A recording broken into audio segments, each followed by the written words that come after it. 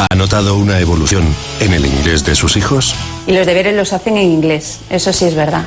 Que te cuentan las cosas, te preguntan en inglés, que van adquiriendo fluidez, ¿sabes? Y se expresan bien en inglés. Sí, hemos notado evolución.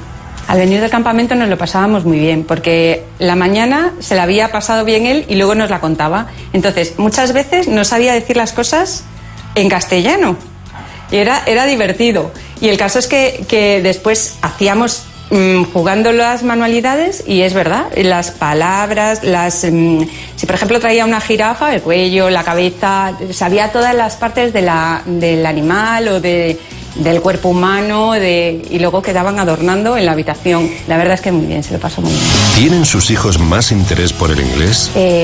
Sí, lo sienten ellos. Nosotros en casa no hablamos inglés entre nosotros y tampoco ponemos la televisión en inglés. Pero sí que es verdad, cuando hacemos los deberes los hacen en inglés, nos preguntan cosas en inglés. Cuando salen de aquí, salen muy motivados a hablar inglés, porque a veces en el coche va contándome cosas y me las va contando en inglés, el mayor y tal. Y sí que es verdad que salen motivados, pero claro, nosotros ayudamos poco. ¿Recomendaría Vaughan? Sí.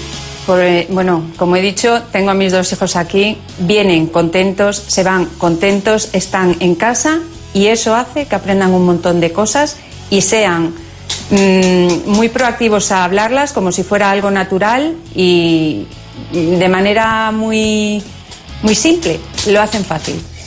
Vinimos a Vaughan porque nos gustaba la forma de aprender de manera las cosas del día a día de forma fácil. Entonces nos parecía que iban... Bueno, nos gustaba, nos vinimos a interesar por el método, nos gustó cómo nos lo explicaron, nos trataron de manera personal cada vez que nos dirigíamos vía email, vía teléfono, venir aquí presencial. Nunca nos dijeron ahora no puedo y sabían perfectamente quiénes éramos, por quién preguntábamos, por los niños, por David y pues vinimos por eso un poco. Ahora hemos seguido durante todos estos años porque realmente ellos se sienten fenomenal, vienen muy contentos, están muy contentos y la sensación es que les importa los niños y que aprendan los niños.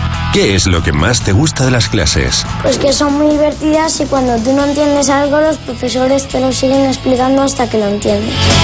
¿Cuál es tu actividad favorita? Los juegos en inglés, como adivinar una carta que falta que contiene un verbo que acabamos de aprender, pues las manualidades que íbamos haciendo paso a paso y nos iban diciendo cómo se decía doblar, cómo se decía cortar, nos iban diciendo muchas cosas. Toda la información de Vaughan Jr. en el teléfono 91-133-5832. 91-133-5832. You're listening to Vaughan Radio. Do you want to improve your English? You're listening to the right radio. You're listening Vaughan Radio.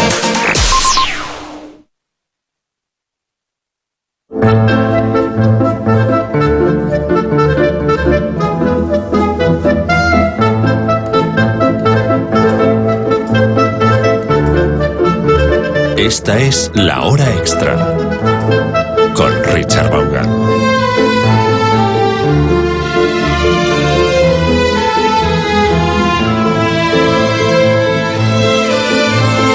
Hello and welcome. Yes, here we are back together. You and me.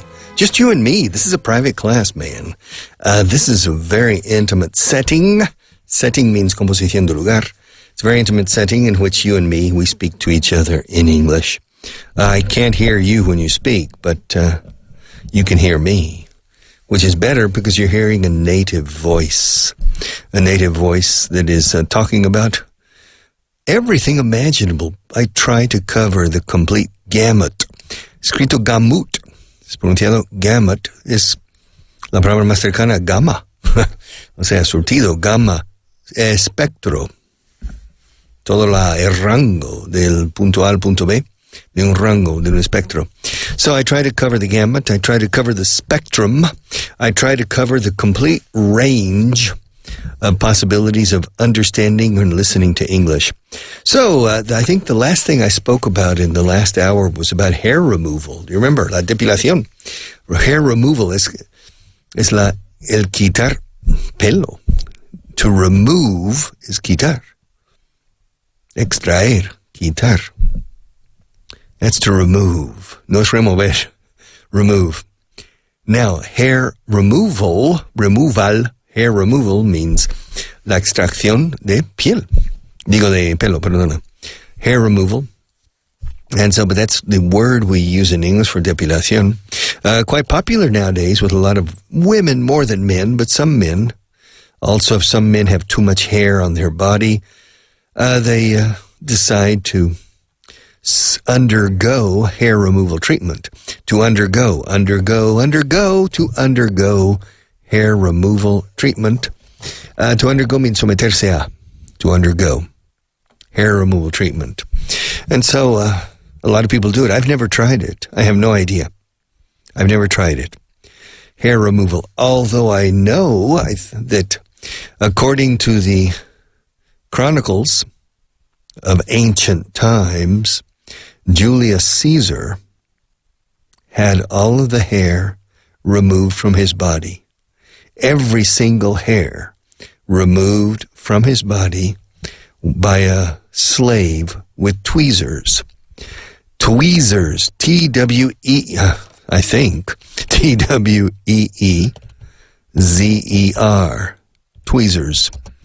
Los británicos dirían T-W-E-E-Z-E-R. It's interesting here because this word is always plural. It's never singular. Tweezers, and it means pinzas. Pincita, pinzas. Tenacillas, pinzas. Of course, women, for example, they control the hair in their eyebrows with tweezers. I've never tried it. I've never pulled a hair with tweezers. I've never tried it in my life. Maybe I should. But in any case, tweezers. T-W-E-E-Z-E-R-S, always in the plural.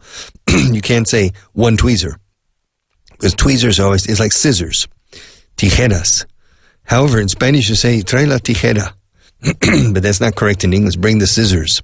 Scissors. I remember once, at the beginning, in the first or second year of Vaughan Radio, in 2004, 2005, I received an email of somebody asking, ¿Por qué hablas tú tanto de las tijeras de Julia?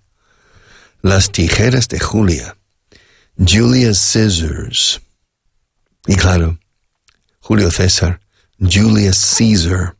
Not Julia's scissors. But I think the person did that on purpose. I think the person who wrote the email was trying to pull my leg. Julia's scissors. Julius Caesar is Julio César. So, but he, according to the legend, he had all the hair removed from his body periodically with a slave who went from his neck down to his toes, passing through his private parts, with a pair of tweezers. Un par de pinzas. With tweezers or a pair of tweezers, removing, pulling.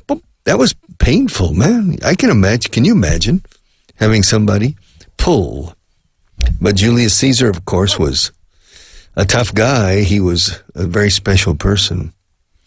I would have liked to have met him. Interesting fellow. Very enigmatic for me, Julius Caesar. But in any case, laser treatment is an available option for hair removal. Of course, a lot of people undergo laser treatment to remove hair. I have never tried it, I repeat, but, and I'll never try it, never. Because they say, I know this from a woman who told me, se dice que, they say that if you have gray hair, it's too late. It doesn't work. Laser treatment for hair removal doesn't work for gray hair. So it has to be younger hair. So I can't I can't undergo laser treatment to successfully remove hair. And besides, I don't have much hair to remove. It doesn't matter. It really doesn't matter. Okay, another question. Are you ready? Listen to this question and answer me yes or no. Are you ready? Is yawning in public considered taboo in the country where you live? Yes or no? You didn't understand. Okay, I'll repeat. Is yawning in public considered taboo in the country where you live? Yes or no? You still don't understand. Okay. I'll slow down a little bit. I'm not speaking quickly. I'm just speaking at a natural pace, at a natural speed, at a natural pace, a un ritmo natural, at a natural speed, una velocidad natural. I will slow down. I will slow down a little bit, okay? Are you ready? Okay. Is yawning in public considered taboo in the country where you live? Is yawning in public considered taboo? In the country where you live, yawning. I'm yawning. Probably you're yawning too, because it's strange, because yawns are very contagious. And I think nobody knows why. Is there a medical explanation that when you see one person yawn, oh, you yawn too? Yawn. It's easy for me to yawn now because it's after lunch. Yawn, to yawn. El bostezar en público. Fijaos en inglés, fíjense en inglés, digo yawning. Yawn, yawn, yawn. Hierba, hielo, hiedra, yawn. Yawn. This word is bostezar, o un bostezo, a yawn. Yawning, el bostezar en público. Yawning, bostezando, literalmente. Yawning. Yawn. Is yawning in public considered taboo in the country where you live? We have people who listen to us from Spain, now from Peru, from Mexico. We have listeners in Australia. We have listeners in the Czech Republic. We have listeners in Finland. We have listeners in Japan. We have listeners in Russia. We have listeners in Germany, France. I know because we receive emails from these people saying, I listen to you every day through iVox or through other media. They listen to us. So I would say maybe only 90% or 85% of our listeners are in Spain. We have a lot of listeners elsewhere. I remember the last time I went to Mexico, that was, I think about 7 or 8 months ago. I was interviewed on 2 different television programs. And now on YouTube, you can find those interviews. And on one of them, there are more than 50 comments of people who are, many of them, already know me. And they live in Mexico. Say, gracias, señor Vaughan, que le sigo desde hace 2 años. And the person lives in Monterrey or Guadalajara or Veracruz or Mexico DF, Mexico City.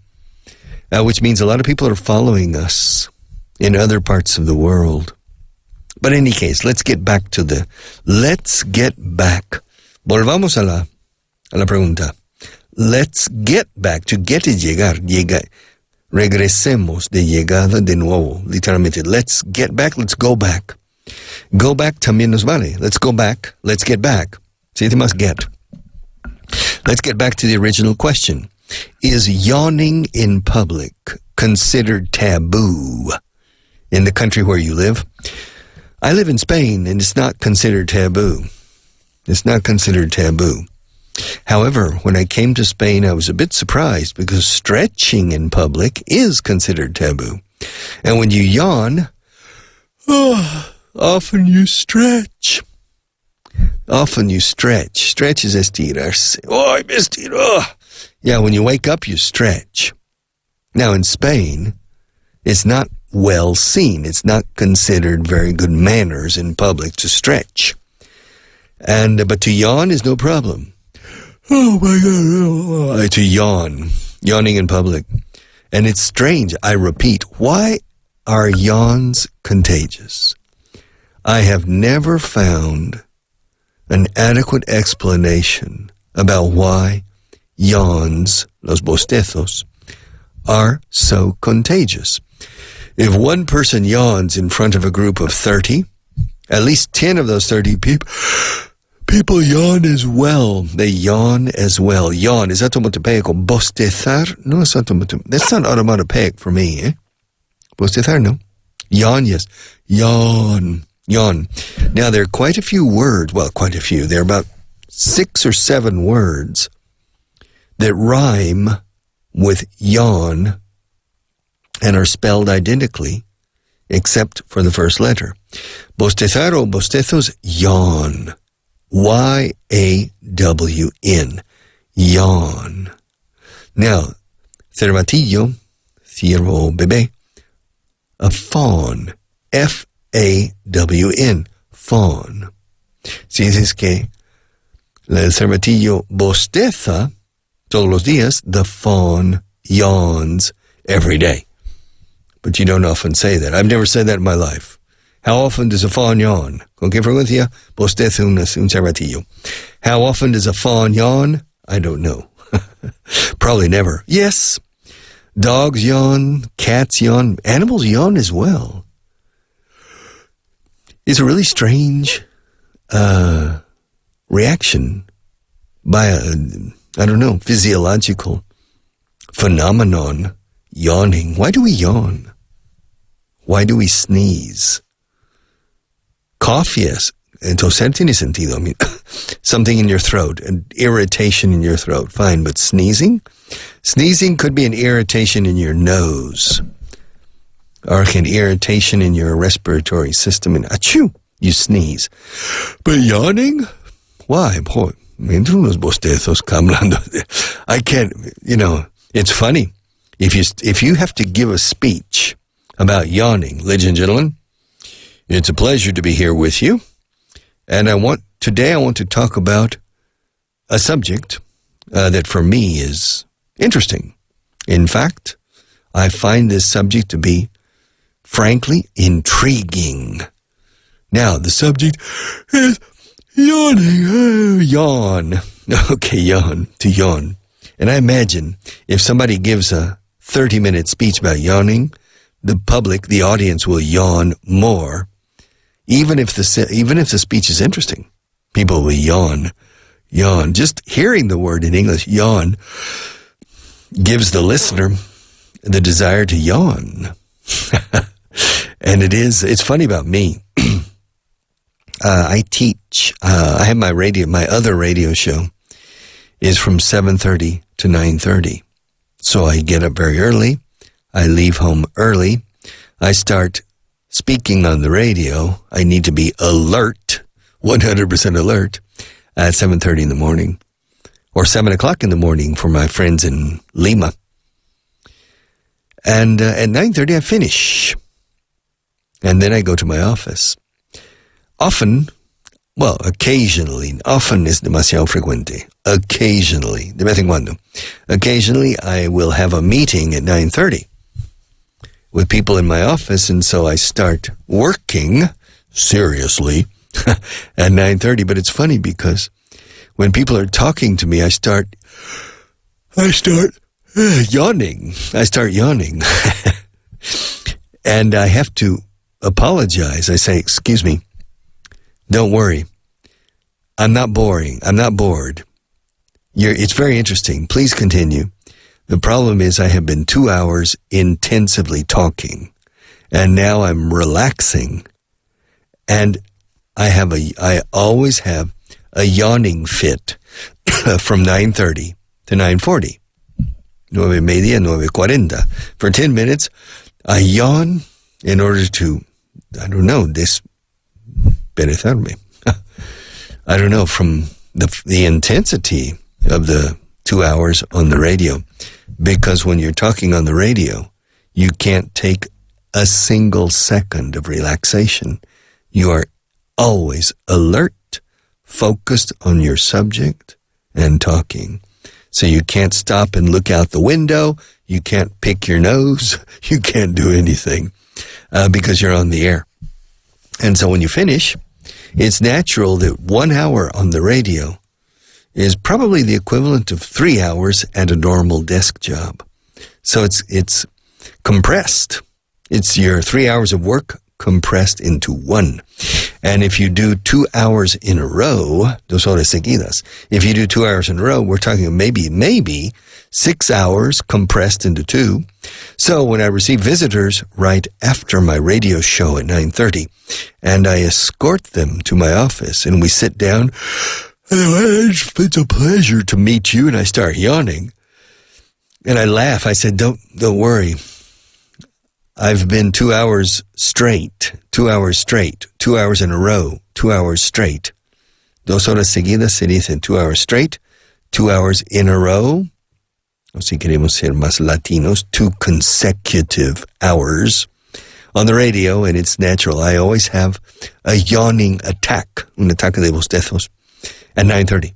So please forgive me, but I'm listening and I'm not sleepy. I'm simply changing my chip or changing my disposition now from intense focus to relaxed listening.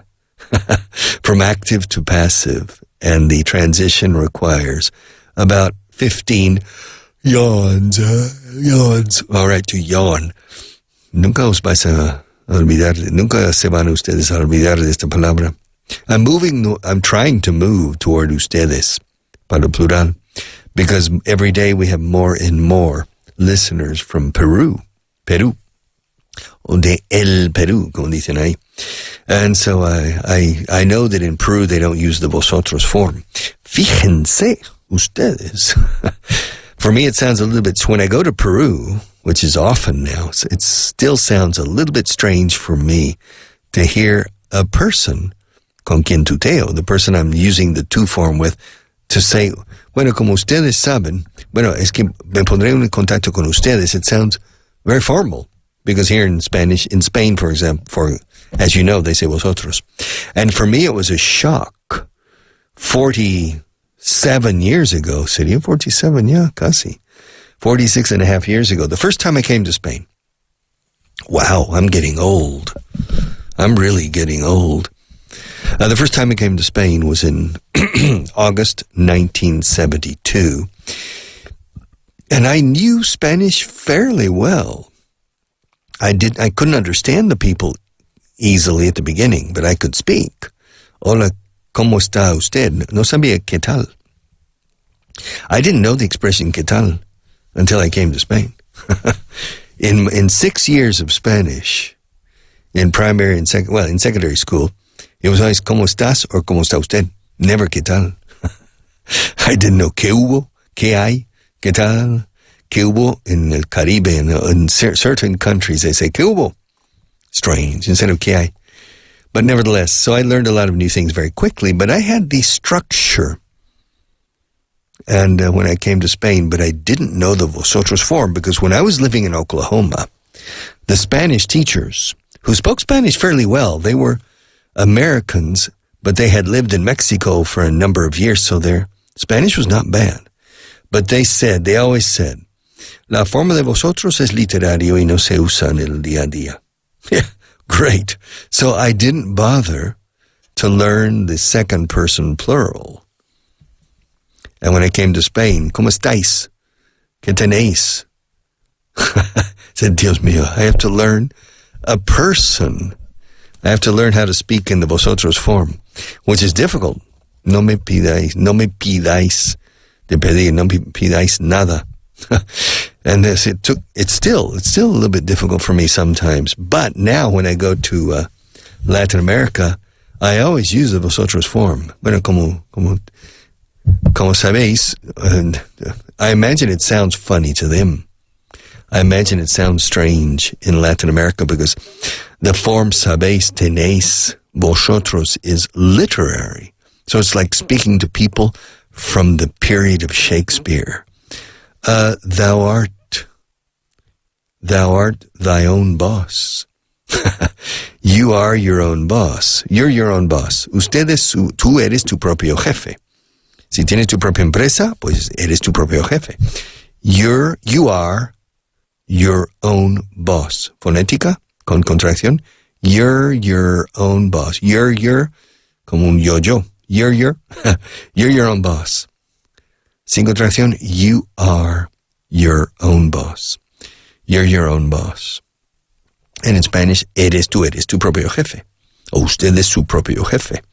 Now, in the plural, ustedes son sus propios jefes. So, but in vosotros sois vuestro, okay. In English, tú eres tu propio jefe. Se traduce, thou art thy own boss. Because in English, el vosotros o el tuteo no existe ya. Bueno, no existe, no se usa. We don't use it. Only in the Bible and in Shakespeare and, well, going back 4 centuries. And sometimes some families, Quaker families, Quakeros, still use, what art thou doing? ¿Qué estás haciendo? ¿Pero qué estás haciendo, chico? What art thou doing? Not what art, como la palabra arte. What art thou doing? El Padre Nuestro es así. Our Father. Padre Nuestro que estás en los cielos. Our Father who art in heaven. Santificado sea tu nombre, tú. Hallowed be thy name. Thy kingdom come. Venga tu reino, que tu reino venga, vamos. Thy kingdom come, thy will be done. Tu voluntad que se haga, que hágase su voluntad, dice creo aquí. On earth as it is in heaven.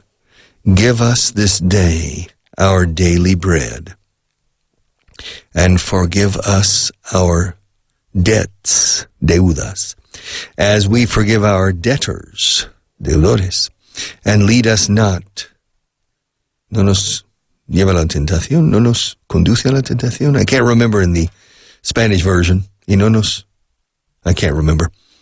And lead us not into temptation, but deliver us, entréganos del mal, o sea, deliver us, líbranos del mal aquí, but deliver us from evil. Amén. Ahí para el Padre Nuestro católico. El Padre Nuestro protestante continúa. For thine is the kingdom, the power, the glory, and the kingdom, the power, the glory, and, se me va. For thine is the kingdom, the power, the glory, and the glory forever. Amén. Por tuyo son el reino, la gloria, the kingdom, el poder y la gloria. Forever. Amen. It's interesting that in the Protestant Lord's Prayer, for our Father, they add, for thine is the kingdom, the power, and the glory forever. Amen. Amen is amen. Como en español, amen. However, a lot of people say amen. Amen. Amen. It's interesting in Spanish, amén de la situación means a pesar de o además de. It's an interesting expression that I never use, but I've read it many, many times.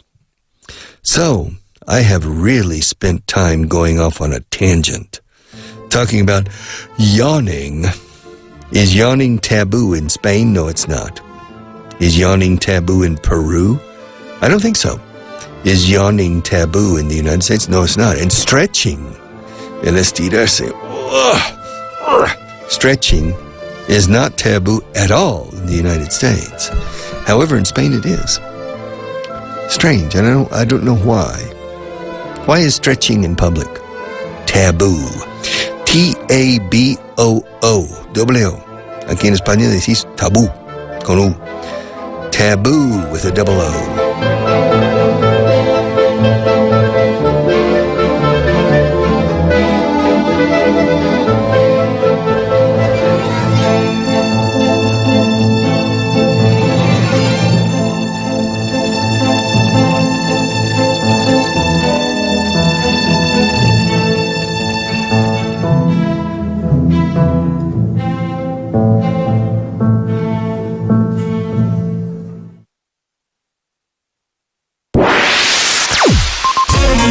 listening to Vaughan Radio.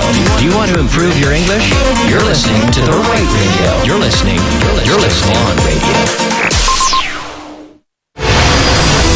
Vamos a eliminar en una sola semana años de miedo escénico, años del sentido del ridículo, años de barreras psicológicas, en un lugar donde escuchará y hablará solo en inglés, haciéndole hablar y oír 50.000 frases en inglés, con gente de lo más variopinta, gente voluntaria que cruza océanos para obligarle a hablar y a escuchar solo en inglés. Gente que quiere conocer España a través de un grupo como tú, deseosos de mejorar su inglés. Porque una estancia en Vaughan Town equivale a 3 meses viviendo y trabajando en cualquier ciudad de la geografía anglosajona. El mayor ambiente lingüístico jamás creado, con la mayor variedad de acentos nativos nunca antes reunidos. Vaughan Town, el pueblo anglo de Vaughan. Vaughan Town. Rechaza imitaciones. Infórmate en el 911335833. 911335833. I'm 100% Spanish. I began learning English when I was about 10, and I just fell in love with it, with language. I can't remember a time when I didn't speak English, and that's what I like about it so much. Be like Elena. Be like them. I like it. Descubre más en grupovaughan.com. Okay, Luis, let's begin your level test. Are you ready? Yes. All right, here we go. Where will you be tomorrow at this time? Tomorrow I will be in class. Repeat it. Tomorrow I will be in class. Tomorrow I'll be in class. I'll be in class. Very En good. poco más de Tell me media hora something y de you forma can't do totalmente in gratuita, este alumno sabrá exactamente cuál es su nivel de inglés. ¿Y tú? ¿Todavía no sabes qué nivel de inglés ponerte en el currículo? Si estás pensando en hacer uno de los másters en inglés profesional de Vaughan, te invitamos a una prueba de nivel gratuita para que lo tengas mucho más claro y sin ningún tipo de compromiso. Infórmate ya en el 911335833. Además, ahora financiate hasta el 100% del coste y págalo cómodamente hasta en 24 meses. Puedes ver las condiciones de financiación en el apartado de máster en grupovaughan.com. You are listening to Everyday. Listen to Vaughan Radio. You're listening to Vaughan Radio. Tune in every day. Vaughan Radio.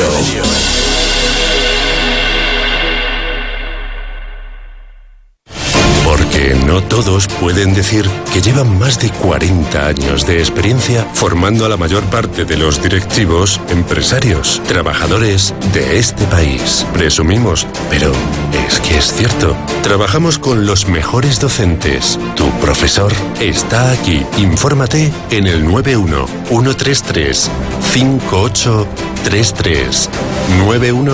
911335833. En Vaughan buscamos soluciones. Vaughan in Company. Rentabilidad, dinamismo, resultados. Vaughan y Disney presentan Disney English Vaughan. la magia de Disney en sus clases de inglés. Ahora en Vaughan tus peques pueden aprender inglés con sus personajes favoritos Disney en un entorno creativo y lleno de diversión y aventura. Historias interactivas, canciones, juegos y mucho más. Con Disney English Vaughan aprenderán inglés sin darse cuenta de la mano de los mejores profesores. Con Disney English y Vaughan llegarán hasta el infinito y más allá. Disney English Vaughan está disponible en varias ciudades de España. Para niños y niñas de 4 a 9 años. Búscalo en grupovaughan.com y apúntalos ya.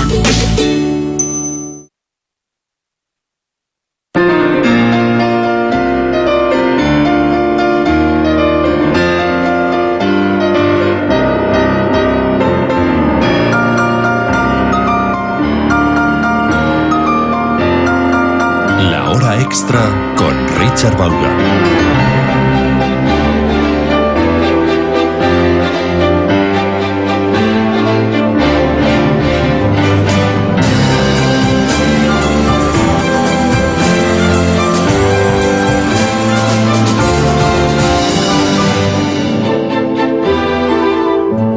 Hello and welcome back. Okay, now I'm not going to talk about laser treatment for hair removal, and I'm not going to talk about yawning in public or stretching in public or even speaking in public. I'm going to talk about respect. R-E-S-P-E-C-T. Yes, you remember Aretha Franklin? Lyrics, the respect. Sakatumi, sakatumi, sakatumi. R-E-S-P-E-C-T. That is what you mean to me. R-E-S-P-E-C-T. Respect. She says R-E. She deletrea. She spells the word. R-E-S-P-E-C-T. Find out what it means to me. R-E-S-P-E-C-T. Take care. T-C-B. Suck it to me, suck it to me, suck it to me, suck it to me. Deep. Of course, it is deep. The idea of respect. Suck it to me, no. Suck it to me. I don't know how to say suck it to me in Spanish. Suck it to me means dame un puñetazo. Literalmente, suck it to me. Puñetazo. Well, I don't know. Dame un puñetazo. Sock. S-O-C-K, como un calcetín en singular. Sock. Eso sí que es. Sucks. Suck it to me, suck it to me, suck it to me. In the 1960s, it was popular. Suck it to me means, I don't know how to translate it. It means, I don't know.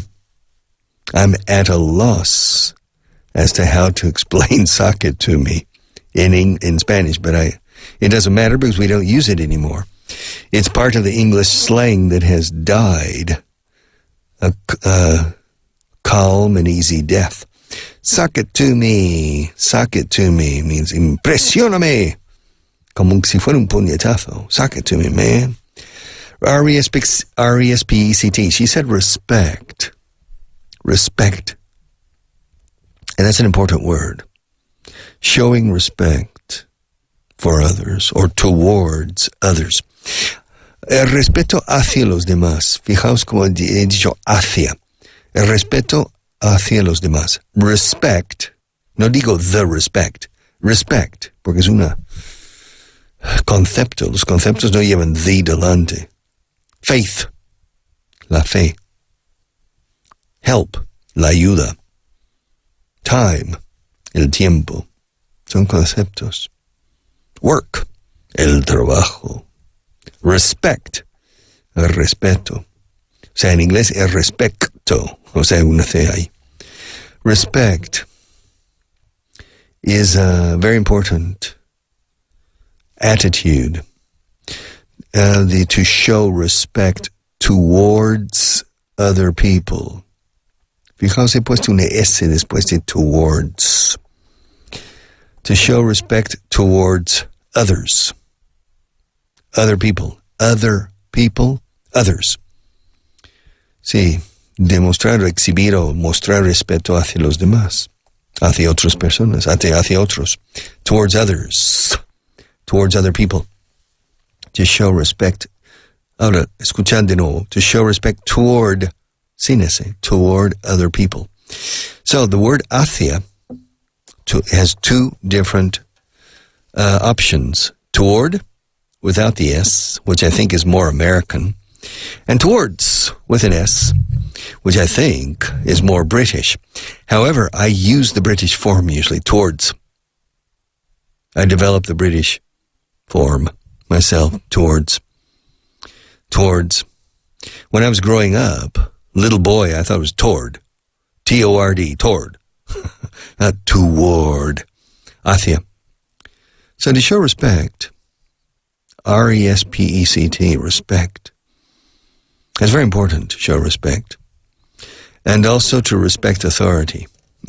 I remember my mother, when I was probably 7 years old, and my mother sat me down, me sentó a su lado. She sat me down and said, now, Ricky, do you understand the idea of respect for authority? Respect for authority? What's respect?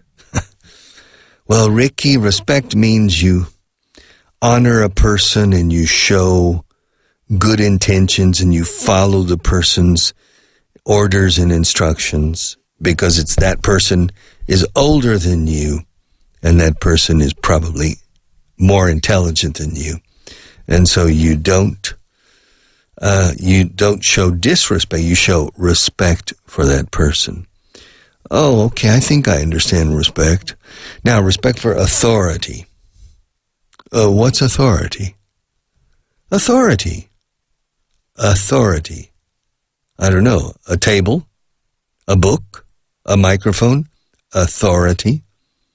Yo no tengo una authority. Tengo una mesa, pero no tengo una authority. No, authority no. Authority is one word. It's interesting about la palabra autoridad en inglés. Autoridad is authority.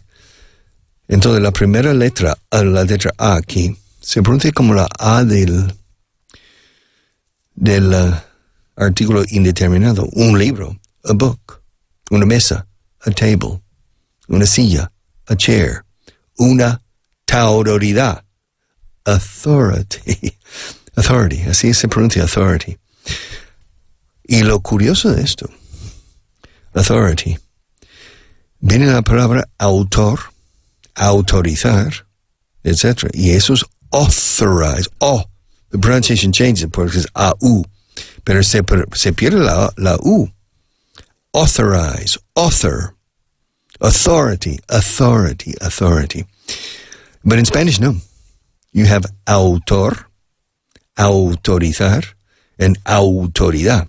A-U in todos los casos, but not in English. For some strange reason, I don't know why, we say author, A-U, authorize, autorizar, A-U, pero autoridad no es autoridad, authority. And don't ask me why. I have no idea why the U was lost on the word authority. Yeah, la autoridad competente vendrá. That was, you remember Tejero in 1981, February 23rd, 1981. Tejero and certain civil guards took control of the Spanish Parliament with Adolfo Suárez and Gutiérrez Mellado and Felipe González and Alfonso Guerra and Santiago Carrillo and many, many more. Now, when Mr. Tejero walked into the hemiciclo, walked into the parliament, he walked up to the podium and he said, this is, at that moment, Adolfo Suárez got up and tried to struggle, luchar, pelear un poco with him. And then Gutiérrez Mellado, a 70-year-old lieutenant general, teniente general, lieutenant general. And Tejero tried to trip him, to trip his echarle la zancadilla, to trip, como viaje. Tejero tried to trip him and he was unable to do it. He couldn't achieve his objective. And then the civil guards started shooting their machine guns into the air towards the ceiling, and everybody, they said, al suelo. He said, get down, and everybody got down except 3 people. Adolfo Suárez, Gutiérrez Mellado, and Santiago Carrillo. It's a very interesting photograph. The moment when the civil guards were shooting their machine guns into the air, there were only 3 people who didn't obey Tejero's orders to get down. Échense al suelo. And that was, I repeat, Suárez, Gutiérrez Mellado, and Santiago Carrillo. Suárez because he was the president of the government. Gutiérrez Mellado because he was the defense minister, and the Guardia Civil belongs to the Ministry of Defense. And Santiago Carrillo probably because he had passed through everything imaginable. Ya había visto de todo. Said, here I am. Not again. Titos. This guy had an interesting past. Very controversial, perhaps, but nevertheless. But it was interesting. Now, the reason I'm talking about this, I have no idea. But I was talking about respect. I was talking about the word authority. Authority. Strange word in English because la U desvanece, o sea, desaparece. It vanishes. Disappears. Vanishes.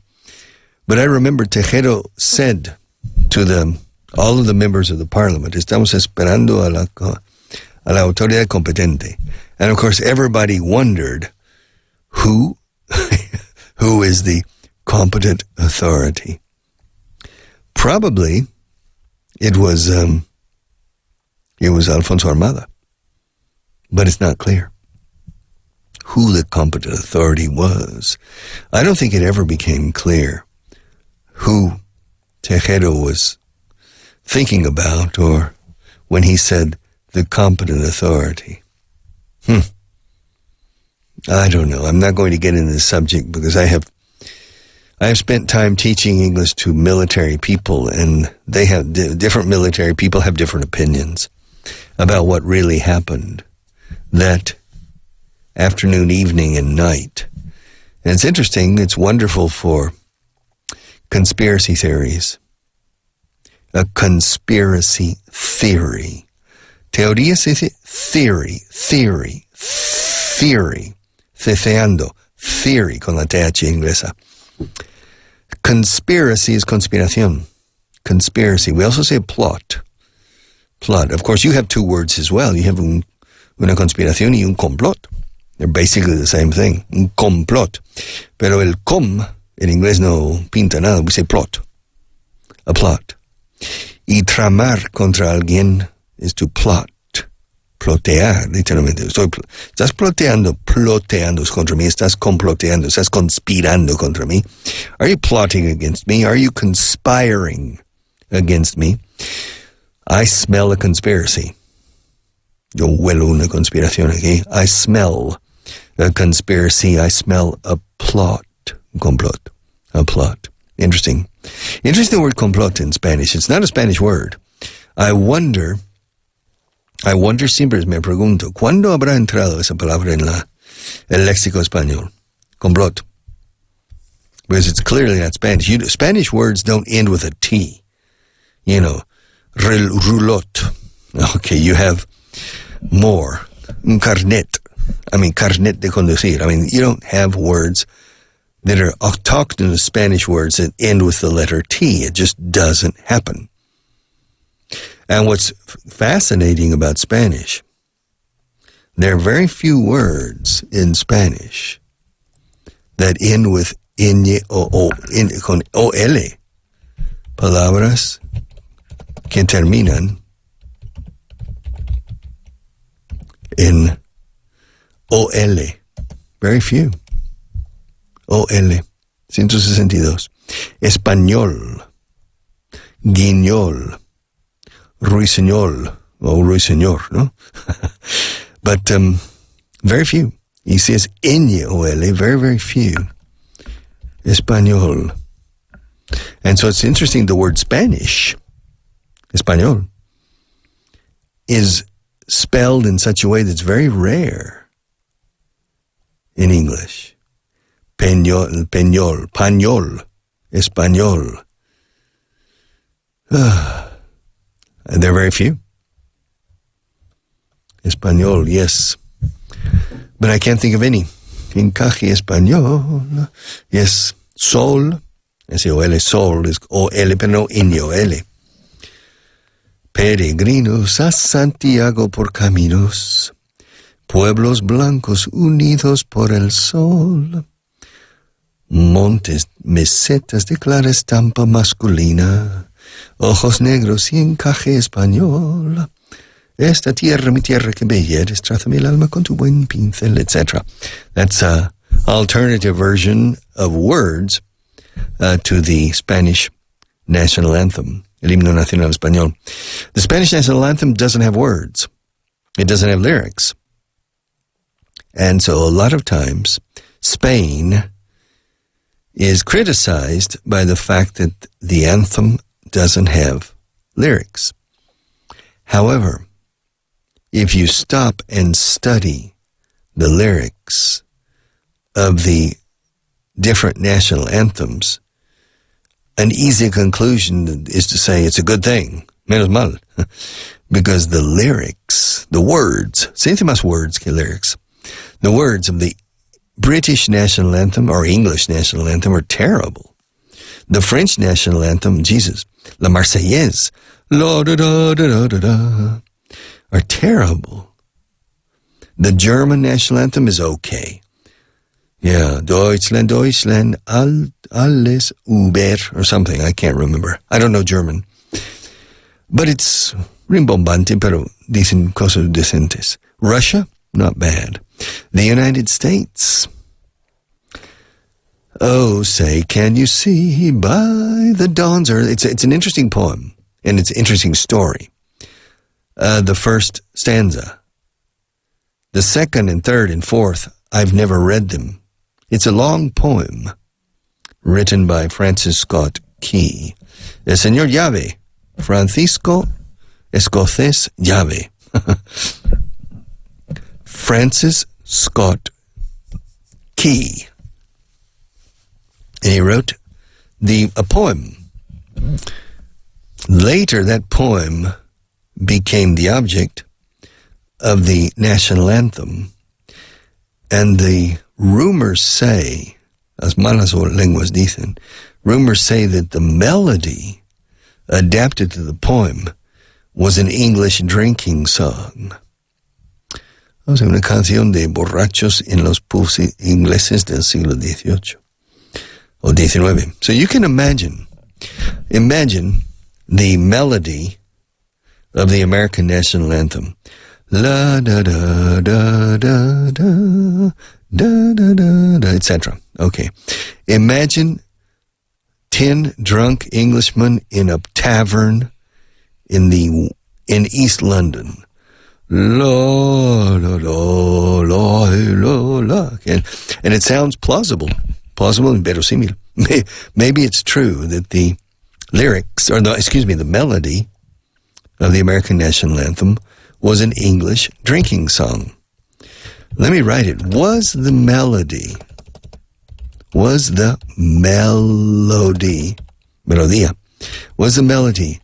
of the U.S. national anthem an English drinking song? And we'll find out. The words, the melody was a sly 1700s paean to drinking and sex. Toma. Now that is interesting. Wow. That's interesting. Maybe it's true, maybe it's not. The Star Spangled Banner, the anthem. Para himno nacional se dice anthem, no hymn. Hymn, que suena igual que él, para él, for him, pero se escribe H-Y-M-N. N muda al final y Y en medio. Hymn. Hymn es himno religioso. Pero himno no religioso, himno nacional es anthem. Anthem. Now, the song itself, I'm trying to find information, but I think it was an English drinking melody that they sang. So, but the story behind the poem is very interesting. The fact that the poem was taken as the words for the American national anthem is okay. There are some better songs. Oh, beautiful for spacious skies, for amber waves of grain. And so there are other songs that probably would have been better candidates to be the American national anthem. But Francis Scott Key was a lawyer, I think. He was living in Baltimore. And in the year 1812, well, the British and the Americans started their Second War. The British and the Americans fought two different wars, the War of Independence or Revolutionary War between 1776 and 1781, and then what we call the War of 1812, from 1812 to 1814 or 15. And in the War of 1812, the British almost took Baltimore, but they didn't.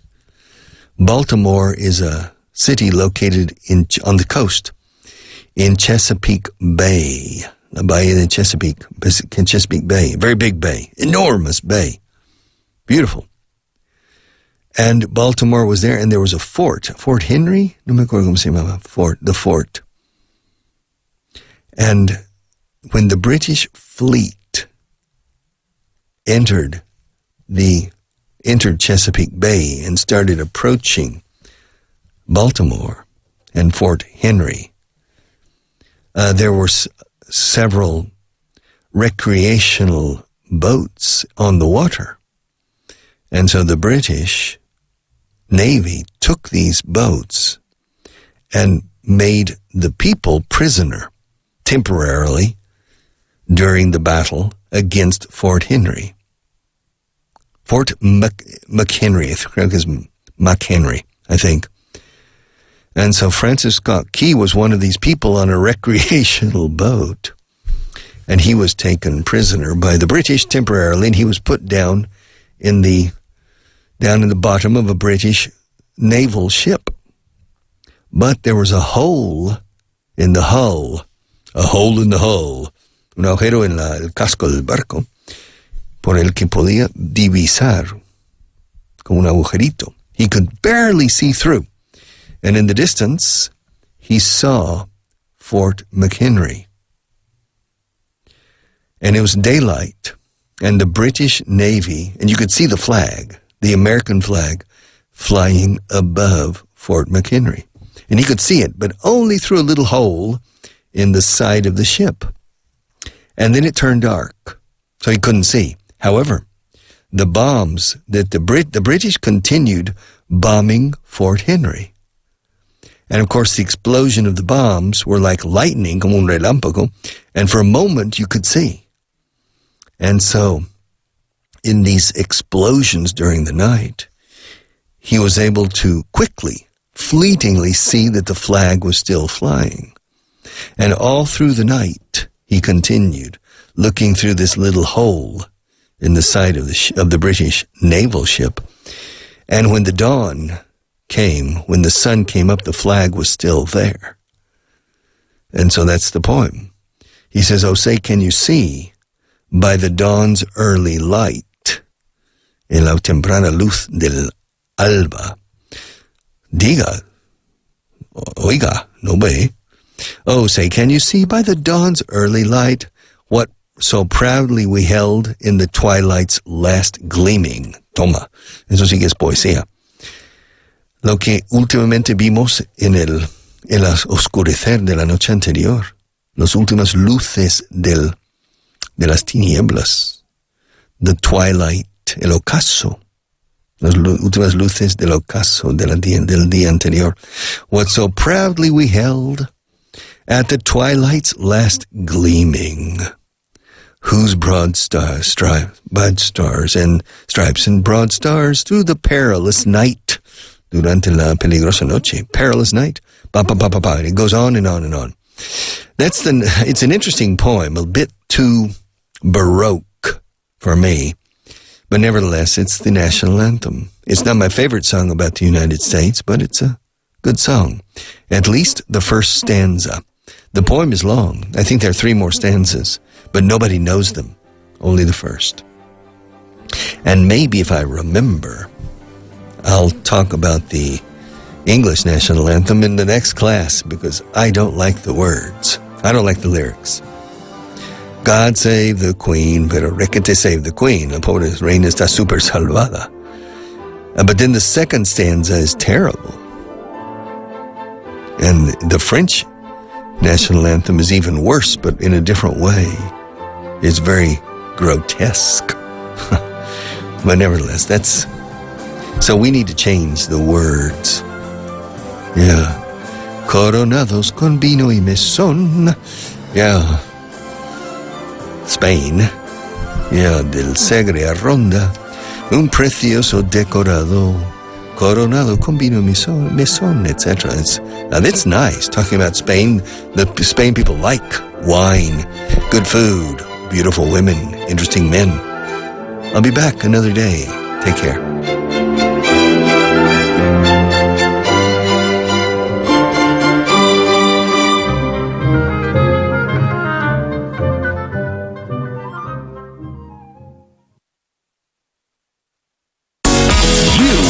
listening to every day.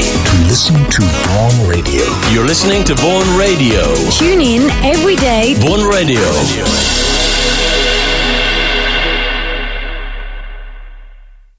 Un máster o un MBA apenas impresiona a un entrevistador. Son muchos ya los que tienen estudios de posgrado. Sin embargo, siguen siendo pocos los que pueden demostrar un ágil y potente dominio del inglés. Es aquí donde uno se diferencia. Es aquí donde uno destaca de verdad.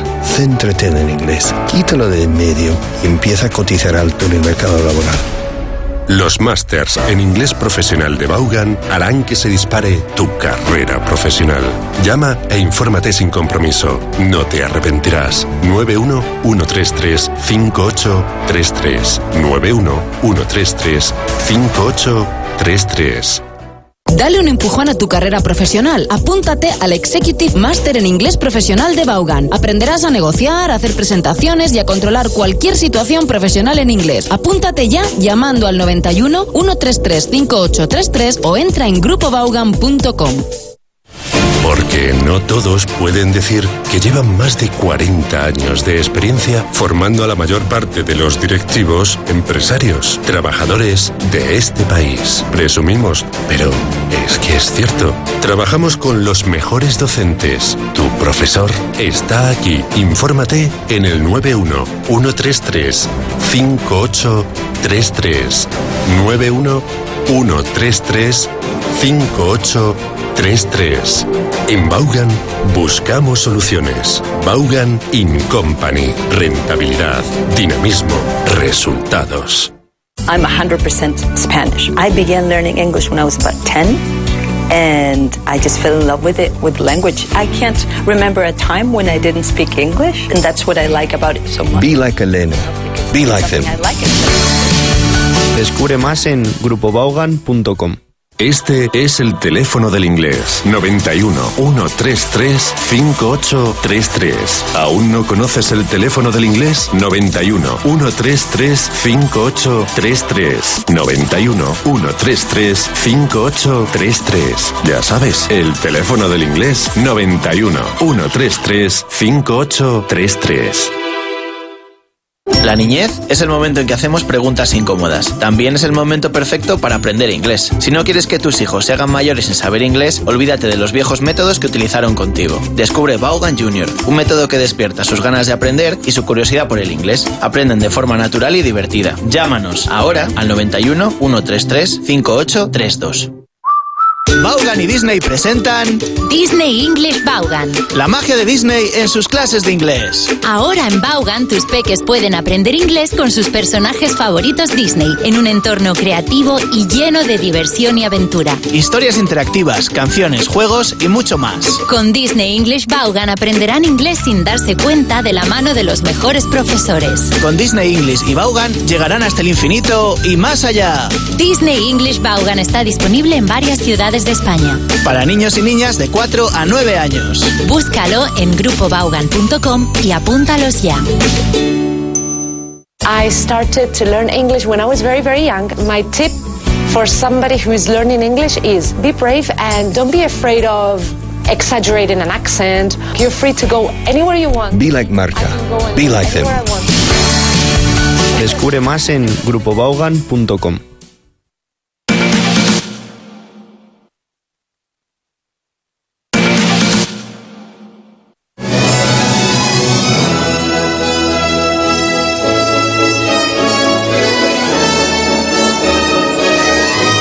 Las mañanas son más productivas con Richar Vaughan. You're listening to Richar Vaughan Live.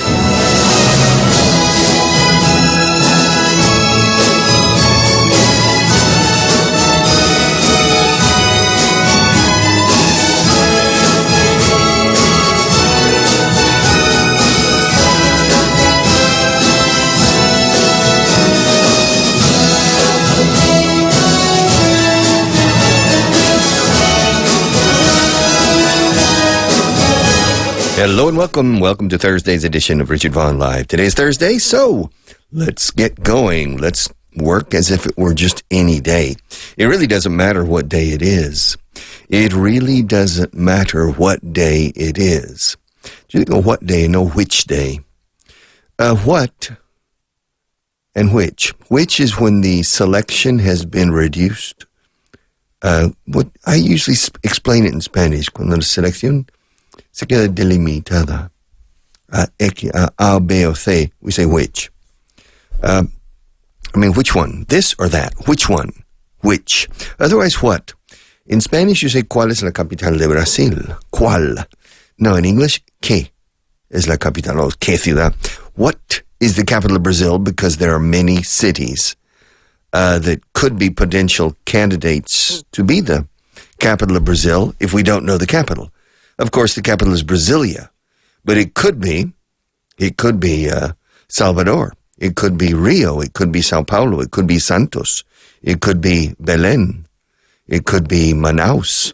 There are a lot of cities that could qualify to be the capital of Brazil. And if a person doesn't know what city, yo no sé qué ciudad, I don't know what city is the capital of Brazil. And so we say, what's the capital of Brazil? Brasilia. What's the capital of Kansas? Topeka. What's the capital of Ireland? Dublin. What's the capital of Spain? Madrid. What's the capital of Morocco? Rabat. What's the capital of Chile? Santiago. What's the capital of California? Sacramento. What's the capital of Michigan? Lansing. What's the capital of Florida? Tallahassee. What's the capital of South Carolina? Columbia. And what's the capital of Ohio? Columbus. What was the capital of West Germany? Bonn was the capital of West Germany. Okay, so the capital. What's the capital of Russia? Moscow is the capital, or Moscow, two pronunciations. Is the capital of Russia. What's? So, what day is it today? ¿Qué día es hoy? What day is today? There's 7 possibilities because there's 7 days in a week. Why? I don't know.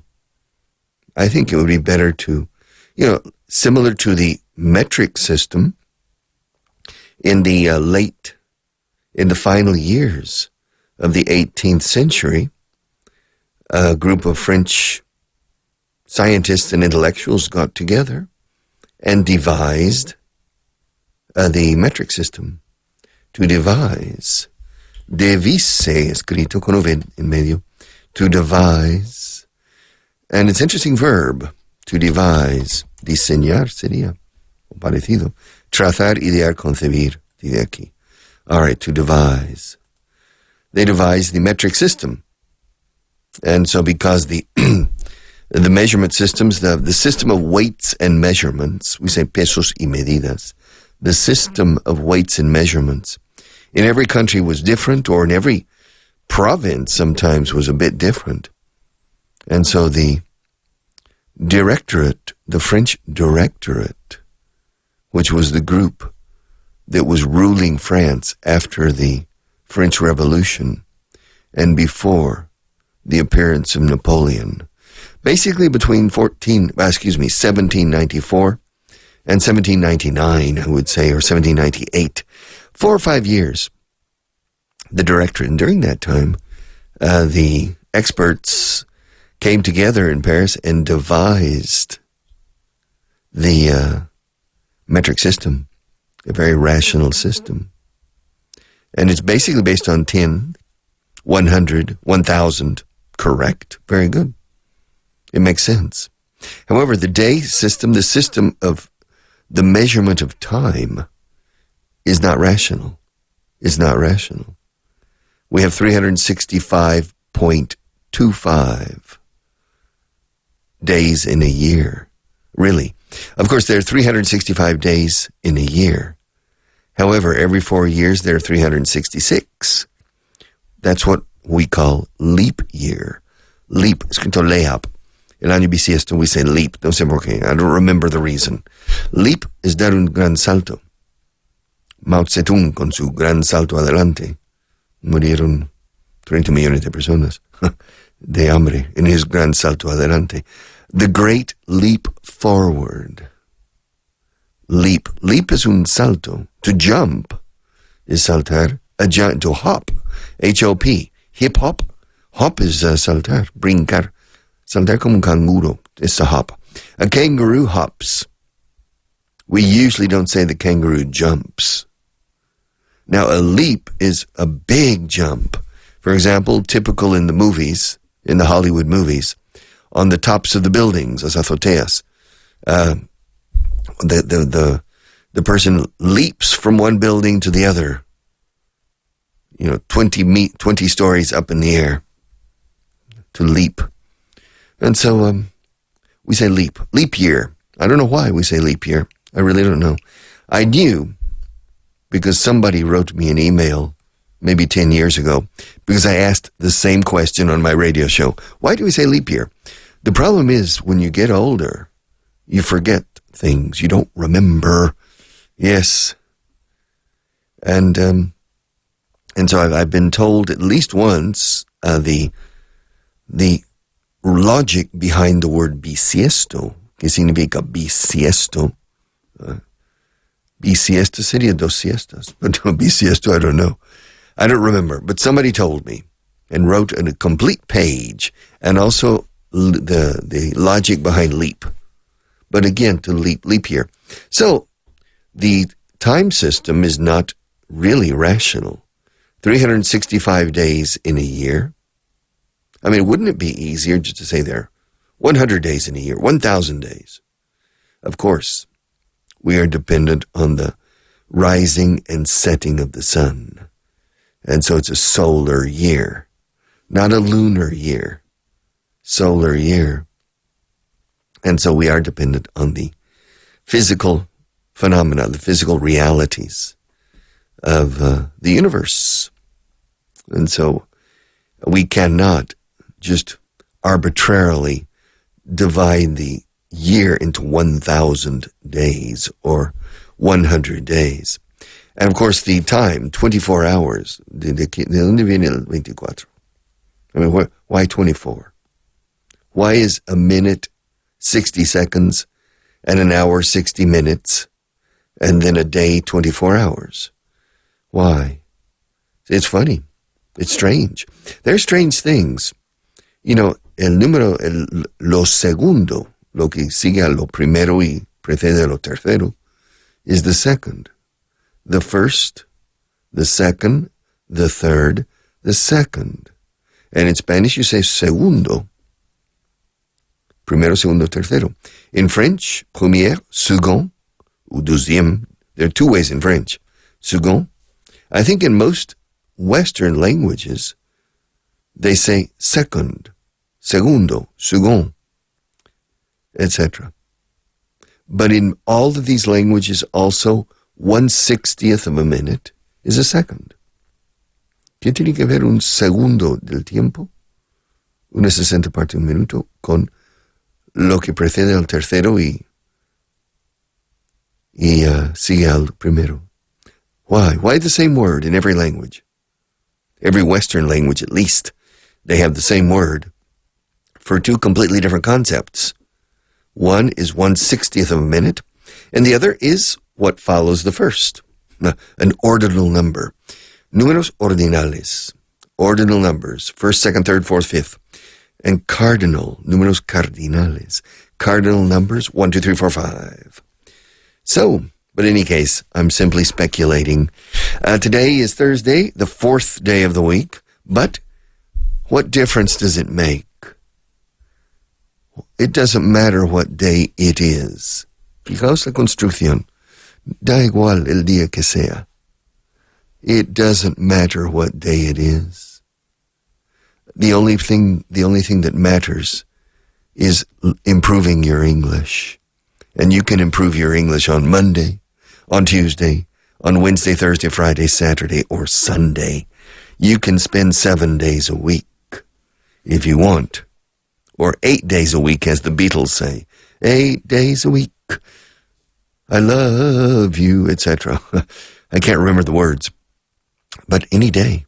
So it really doesn't matter. Besides, y además, and besides,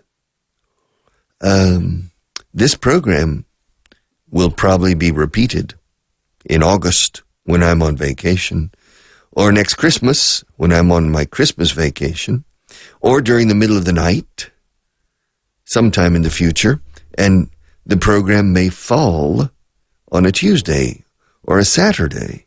This program, what is today, Thursday? This program will be heard on this coming Sunday. A repeat of this program will be heard, será oído, se oirá. It will be heard this coming Sunday. And you will hear me on Sunday morning, probably, saying, good morning, welcome to Thursday's edition. So it's absurd for me to say the day. It doesn't matter what day it is.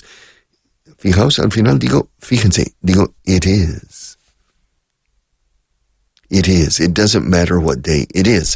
What matters is the verb to be, to have, to go, to take, and the verb to pick up, to take over, to look into, etc. Phrasal verbs. Yes, for the past 3 weeks or 4, I've been teaching phrasal verbs. Nadie ha asumido el control todavía. Nobody has taken over yet. There's a vacuum of power in this company. The chairman resigned, and the CEO resigned. Yes, so we are headless. We are a headless company. We have no boss. Yes. To tell you the truth, at least in the short term, this company works better when there isn't a big boss here. There was a period of about 8 months in which there was no general manager or CEO. I'm the chairman, but I'm not the operational head of this company. I don't manage the day-to-day operations. And there was a period of 7 or 8 months, about 2.5 years ago, in which there was no CEO or general manager, and we got by fine. We got by fine. Salimos muy bien del paso.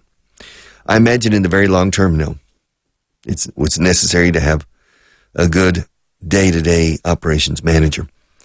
But the people are autonomous. They know what they need to do. And they know the meaning of quality and customer satisfaction or client satisfaction. Remember, a customer buys a product. A client buys a service. That's the basic difference between the words customer and client. So this company, we have clients because we provide a service. The only time we have a customer is when the person buys a book from us. So they're buying a physical item. In that case, they are a customer. But otherwise, they are clients. Los abogados, lawyers have clients. They don't have customers. Architects have clients because they are providing an intangible service and you cannot touch it. You can't touch the legal service provided by a lawyer. It's an intangible. And so it's a client. Client. And a restaurant has clients as well. Even though you can touch the food and you eat the food, it's a service. The restaurant is providing a service. So the restaurant has clients. In the U.S., the most common word is to say patrons. Patrones, literalmente patron. I don't know if in the UK they say that. If you own and operate, se dice mucho, soy propietario de un restaurante. I'm the owner of a restaurant, por ejemplo. I own a restaurant. Yo tengo en propiedad un restaurante. I own a restaurant. However, if you are also involved in the management, you say, it's common to say, I own and operate. Esas dos palabras se unen muchas veces. Poseo y opero. I own and operate. I own and operate a language school, but I don't own and operate a restaurant. Thank God. What a mess, a restaurant. But in any case, so it doesn't matter what day it is. It really doesn't matter. It doesn't matter. So, shall we begin? To take over? To take over? Asumir el mando? I'll take over. I'll take over. I'll take care of it. Una cosa es asumir el mando, otra es simplemente ocuparse de un asunto. Oye, mira, déjalo, me ocupo yo, ¿eh? Déjalo, me ocupo yo, ya, no te preocupes, lo haré yo me ocupo. Okay, this is very common here in Spain. You hear people say this. Mira, Manolo, déjalo, no sabes, no tienes ni idea, me ocupo yo. Yes. Say, look, Manolo, forget about it, don't bother, no te molestes, don't bother doing that, I'll take care of it. I'll take care of it. Aquí en el español de España decís, yo me ocupo yo. Lo decís en el presente. Hay que decirlo en el futuro en inglés. Yo me ocuparé. I'll take care of it. Mañana lo hago. I'll do it tomorrow. Always in the future. Luego le llamo a él. I'll. Always in the future in English. Never in the present. Please try to avoid that mistake because it sounds bad in English. It's so common here in Spain. I'm not sure if in Peru. Good morning, Lima, by the way. We are broadcasting in Peru, and I'm trying to change a little bit my Spanish instead of saying fijaos, fíjense, because I'm trying to remember that I have an audience, a growing audience in Peru as well. So, but you have a tendency here in Spain. In Peru, I don't know, of saying, enseguida lo hago, después le veo a él. And you can't say that in English. It is so common here.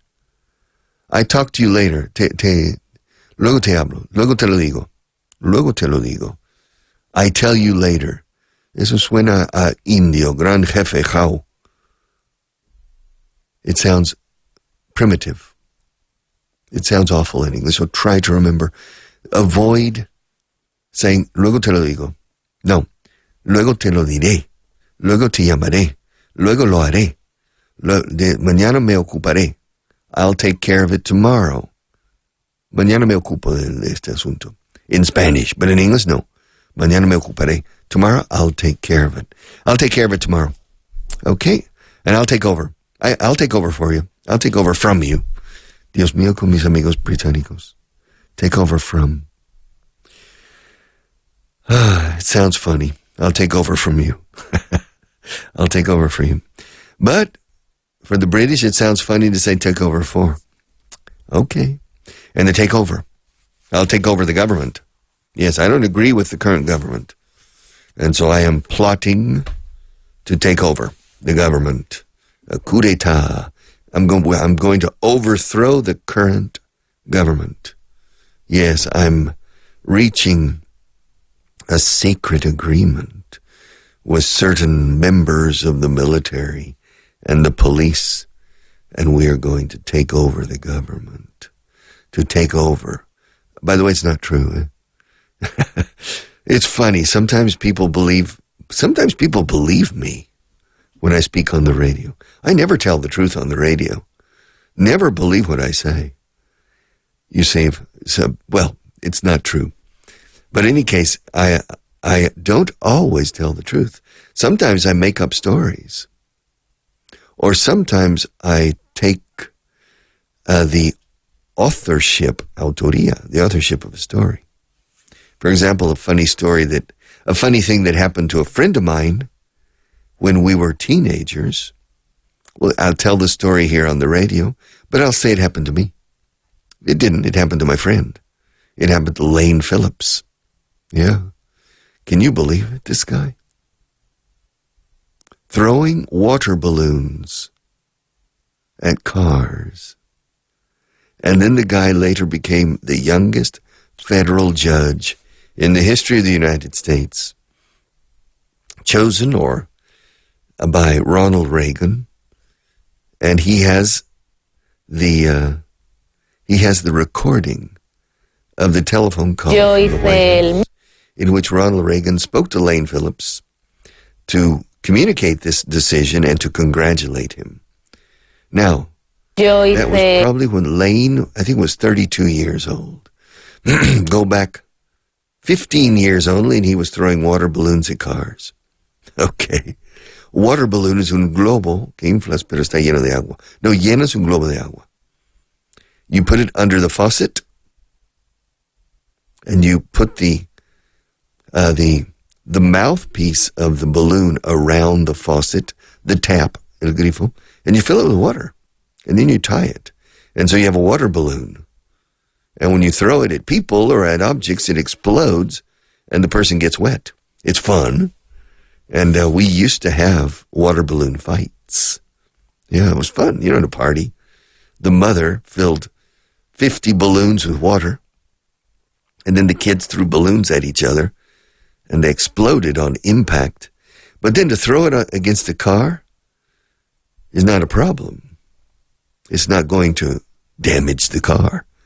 However, if you throw it right onto the windshield, or as the British say, the windscreen, el parabrisas del coche, when the person is driving, two things can happen. They can't see for a moment, but at the same time it can frighten them. It scares them.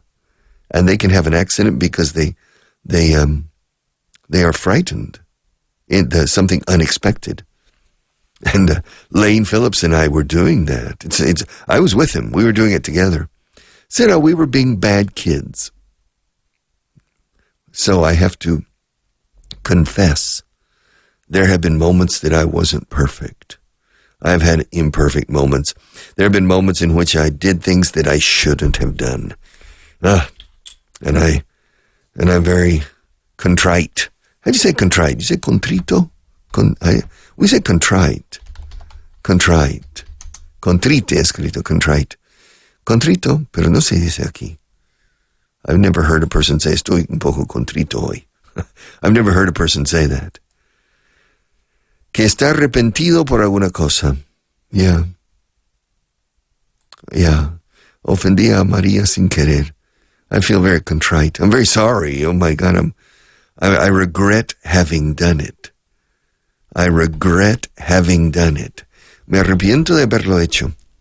I regret having. O sea, me arrepiento habiéndolo hecho, se dice en inglés. Siempre. I regret having done it, or I'm sorry I did it. I'm sorry I did it. Now, these are two valid alternatives. Siento haberlo dicho, o siento haberlo hecho. I'm sorry I did it. I regret having done it. Which is more common? The first. I'm sorry I did it. How much more common? Probably 99 to 1. It's very uncommon to hear somebody to say, I regret having done that. I mean, if you go to a high school and listen to teenagers, you'll never hear them use the word regret. Maybe, but they would not regret having done something. Well, I'm really sorry I said that to you. Oh, really, I'm sorry. Please forgive me. Come on, Johnny. Will you forgive me? I'm sorry I said that to you. I didn't mean to say that. I didn't mean to hurt your feelings. I didn't mean to hurt your feelings. O sea, no quise herir tus sentimientos. No, fue sin querer. I didn't mean to. Very, very common in English. I'm sorry, I didn't mean to do that. Yes, I didn't mean to. Lo hice sin querer. I didn't mean to. Y a mí paramos con el tú. I didn't mean to. Why did you do that? Well, I didn't mean to do it. I didn't mean to. I didn't mean to do it. All right. So, él te absorberá mucho de tu tiempo. He'll take up a lot of your time. Listen up a lot of your time. Meetings in Spain take up a lot of time. Meetings, I would probably say that 90% of all the meetings in this country are a waste of time. Very seldom in my life do I remember attending a productive meeting. People just, here in Spain, they just kill subjects. They talk subjects to death. To talk a subject to death means hablar sobre el tema hasta que muera. Dicho tema. To talk a subject to death. And then no resolution at the end. No decision made and responsibilities distributed. And they just talk subjects. And I've been in meetings in which they repeat the same arguments with different words for an entire hour. I just can't understand it. Porque es compatible con tu jornada laboral, con un máximo de 6 alumnos por clase. Son los trimestrales de Vaughan. Exigentes, intensos. Sí, son los de Vaughan, con más de 40 años de experiencia. Elige el día de la semana y déjate de excusas. Ven a cualquier centro Vaughan en Alicante, Barcelona, Bilbao, Valladolid, Valencia, Vigo, Santander, Zaragoza y Madrid. Localiza tu centro Vaughan más cercano. Entra en grupovaughan.com. Trimestrales de Vaughan. 3 meses y notarás la diferencia.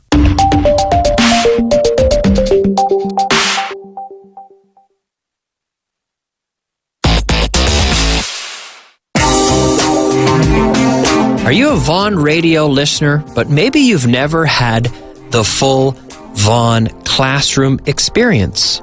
If you're interested in trying the Vaughan classroom experience, I would recommend an intensive course. We have 3-month intensive courses in groups, of course, at Vaughan, and you can find out all the information about these courses with pricing, times, and more by calling 91133-5833. You can also get more information at grupovaughan.com, grupovaughan.com. Yes, and you can build groups with your friends. Bring your friends, bring your family, bring your neighbor, bring whoever you want, and you can form groups and have an authentic Vaughan experience with an excellent Vaughan teacher trained in implementing the Vaughan method in a small group where the classes are dynamic and didactic and ideal for helping you get that initial push with your English with a true Vaughan experience. I encourage you to inquire about intensives. These are the 3-month trimestrales, as we say, the 3-month intensives. So give us a call at Vaughan. El máster es el curso más importante, más exigente y más intensivo que hacemos aquí en Vaughan Systems. Cada persona invierte una cantidad de dinero y tiempo para hacer el curso y es muy importante para nosotros que cada persona termine el curso con el mejor nivel posible. Nuestros másteres son para todo el mundo. Tenemos desde presidentes y dueños de empresas hasta gente que están empezando su carrera profesional. Tenemos módulos y niveles para todo el mundo. El objetivo es que la gente pueda trabajar mejor de viaje, de negocios, trabajar por teléfono, por correo electrónico, sentirse más cómodo haciendo su trabajo en otro idioma. La gran mayoría de la gente viene como recomendación de un amigo o un compañero de trabajo y después del curso siguen con nosotros haciendo otro tipo de curso por el nivel de satisfacción que tienen con las clases con nosotros. Porque es compatible con tu jornada laboral, con un máximo de 6 alumnos por clase. Son los trimestrales de Vaughan. Exigentes, intensos. Sí, son los de Vaughan, con más de 40 años de experiencia. Elige el día de la semana y déjate de excusas. Ven a nuestro centro Vaughan en Madrid, en la calle Orense 69, primera planta, o en la calle Arapiles 18. Más información en el 91-133-5833. Trimestrales de Vaughan. 3 meses y notarás la diferencia. Desde que ha cambiado el formato con Disney, viene súper contento.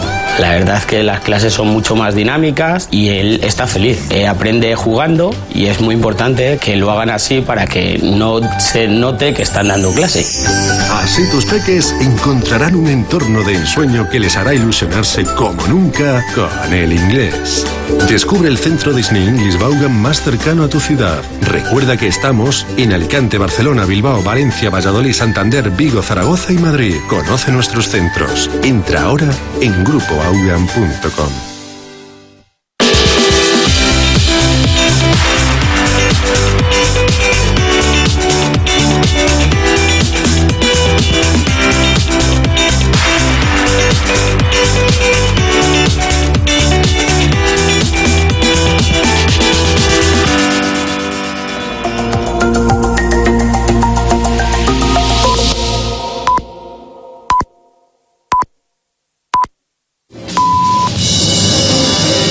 Listening to Richard Vaughan Live.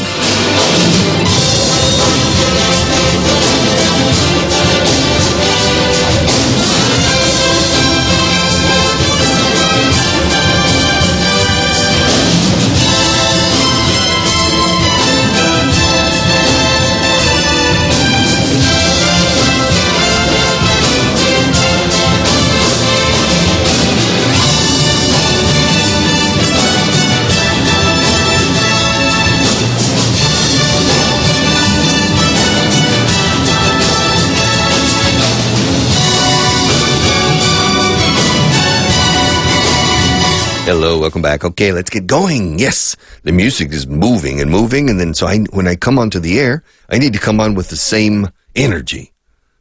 Welcome back. Welcome back. Welcome back. All right, let's continue with phrasal verbs. Tengo que volver a la oficina.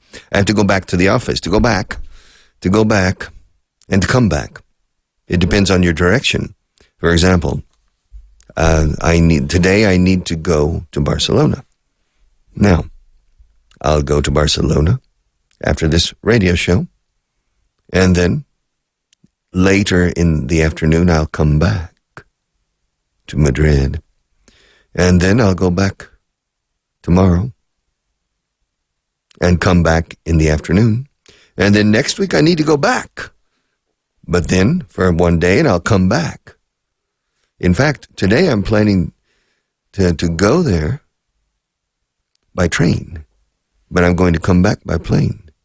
And then tomorrow I'm going to go back by plane in the morning and come back by train. So it's funny because I have train tickets. I have a round-trip ticket. Los británicos dicen they say a return ticket. O sea, un billete que incluye el regreso. They say a return ticket. We say a round trip in the U.S. Viaje redondo means vuelves al punto de partida. It's a round trip. Of course, I think probably better is the British way, but we say round trip, a round trip. So I have a round trip ticket to Barcelona, but it's interesting because the ticket is going there today and coming back tomorrow evening. However, I will spend the night in Madrid, which means I'm going to come back tomorrow evening by plane. And I have a round-trip ticket, Barcelona, Madrid, Barcelona, for a plane ticket. So it's kind of strange. Kind of means más o menos extraño, un tanto extraño. Kind of strange. But none of this is true, by the way. As I said in the last half hour, I often don't tell the truth. I just make up things in order to use the language dynamically. All right, to go back. I'll never go back. I'll never go back. Yes, I have been to, let's see. I have been to Broken Bow once. Broken Bow, Oklahoma. I've been there once. And I will probably never go back. Not because I don't like Broken Bow. Arco roto, arco de arco y flecha. It's interesting.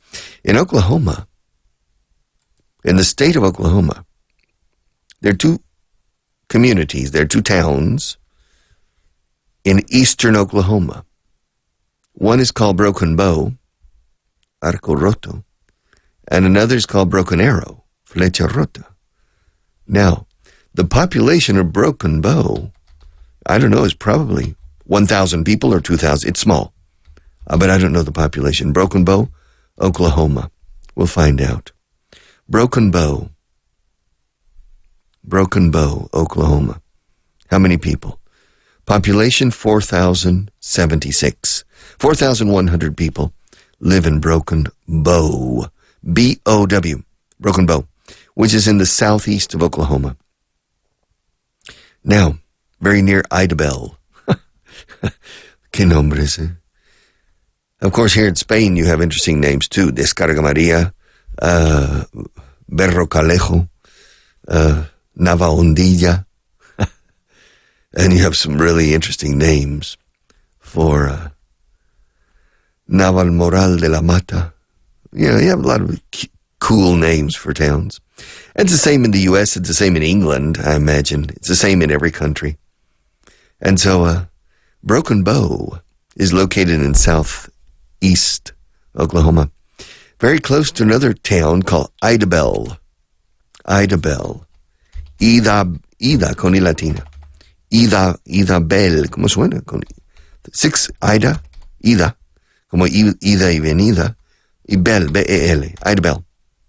Idabel, Oklahoma, population 7,000, and it's near Broken Bow, in the southeastern corner of Oklahoma. And I remember, I've never been to Idabel. I've been to Broken Bow, which is even smaller. but I've never been to Idabel. But I remember very well the name of Idabel.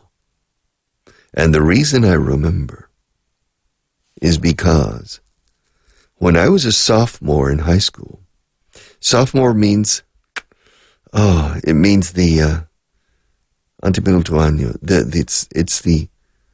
For me, it was the first year of high school. I was 15 and 16 years old. It's the equivalent of último de eso, antes de iniciar el bachillerato. El antepenúltimo año de secundaria, incluido bachillerato. So, I was 15 when I started, and I turned 16 during that year. And I was a very fast runner. And so I was a member of the track team, the athletics team, el equipo de atletismo. But I was still young, so I wasn't the fastest runner in Oklahoma, no. But I was fast. And so I was able to participate in the different important tournaments, track meets. Se dice meet, como conocer, to meet. A track meet is un torneo, una competición de atletismo. Track meet. And I remember in the regional finals and the state finals, there was a black guy from Idabel. He was the fastest man in Oklahoma at that age. He was 2 years older than me. He was a senior. He was in his last year of high school. And he was a member of the Idabel. Well, he went to Idabel High School. And he was fat. The guy was fat. He was probably maybe my height. He was probably my height, 1.80 meters. But he probably weighed 100 kilos. And he was a member of the Idabel football team. He was what they call a linebacker. This guy was blazing fast, despite the fact that he was fat. And so I remember this big fat black guy from Idabel running, beating everybody in the 100-yard dash, en las 100 yardas lisas. And it was funny. I didn't see him after that because he graduated and went to the university or started working or whatever, or robbed a bank and spent time in prison. I don't know. But he was fast, and he was fat, and it was a surprise for me. And that's why I remain. He was from Idabel High School. And let's see if I can find a picture of the Idabel High School. I can't find it. Here, Idabel High School is a high school located in Idabel, Oklahoma, in the southeastern corner of the state. Okay. The school offers courses in English, mathematics, social studies, history, physical education, and agriculture education. Okay. It received a B under the state's grading system in 2012. All right, so it's a fairly good school. A lot of people who come from the small towns are very, very capable people. Very intelligent, very hardworking. They come from small towns, and because maybe they feel inferior in front of the city boys, los chicos de la ciudad, los primadonnas, and they make a stronger effort. And they overcome their apparent but not true inferiority, and they surprise you. One of the richest man in the world before he died was Sam Walton. Sam Walton is a man he was the founder and the promoter of Walmart, the largest, and is today still the largest hypermarket chain in the world. What you call hipermercados, tipo Carrefour, the big ones, Alcampo, the Eroski, these are hypermarkets. In the U.S., we don't use the term hypermarket. We just say superstores, usually, supertiendas, which includes grocery store or the comestibles perishables, and of course, you can also buy furniture, you can buy clothing. It's a superstore. Sam Walton, he was the richest man in the world for a while. He died at the age of 74, and he was born in Kingfisher, Oklahoma. Kingfisher is a city in Oklahoma, and the population today is 4,600 people. And that's where he was born. He grew up. Yeah, Kingfisher. And he lived with his parents on their farm. So he didn't grow up in Kingfisher properly. He grew up outside of Kingfisher on a farm until 1923, until he was 5. And the family didn't have enough money. Farming didn't provide enough money for the family. And so the father went into another business, selling life insurance. And the farm, they had said, the bank, el banco se hizo propietario de la granja, este hombre, durante la Gran Depresión, during the Great Depression. 20 years later, he was already rich. And at the end of his life, he was the richest man in the world. Richer than Bill Gates, and richer than Carlos Slim, richer than Jeff Bezos. So, Sam Walton. So he went from rags to riches. We say, from rags to riches. Rag, R-A-G, es un trapo pequeño de cocina, un toallita de cocina. Suele ser toallita de baño. It's a rag. But a rag also son andrajos y harapos. In rags. Yes. Envuelto en sus andrajos. That's Antonio Machado. In his book of poems, Campos de Castilla, he has one poem called A Orillas del Duero. And there's a moment, it's a long poem, maybe about 50 or 60 lines. And there are 2 lines, dos versos, that are quite powerful. And it's about Castilla. He says, Castilla miserable, antes denominadora, envuelto en sus andrajos, desprecia cuanto ignora. Very powerful lines of his opinion of the decline of Castile. Because Antonio Machado was from Seville, Sevillano. By the way, I think the current president of the government said he was from Soria in public, and he made a mistake. Antonio Machado grew up in Sevilla, in Seville, he and his brother Manuel. And they lived also in Baeza, or Antonio lived in Baeza. But I don't remember when. He also lived, I think, in Segovia. And of course in Madrid. And he died in France. But he lived for about 5 or 6 years in Soria, Antonio Machado. And he spent a lot of time taking walks along the Duero, along los chopos or los álamos a lo largo del Duero. And he was impacted. He was influenced quite a lot by that area. Now, if you've never been to the city, the capital of Soria, it's a very austere capital, very cold in the winter. Less now because of climate change, but back in those days, Soria was a very, very cold province.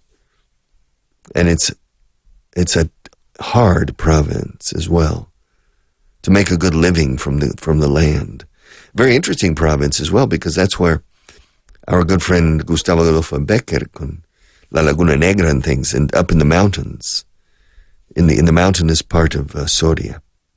But Soria has a mountainous part, and it has a relatively flat Castilian-style part in the areas of, if you go to the areas of Burgo de Osma, or San Esteban de Gormaz, or in I'm forgetting the names of the places. Agreda, in the north of Soria. Very interesting areas. Almazan, that's what I was looking for.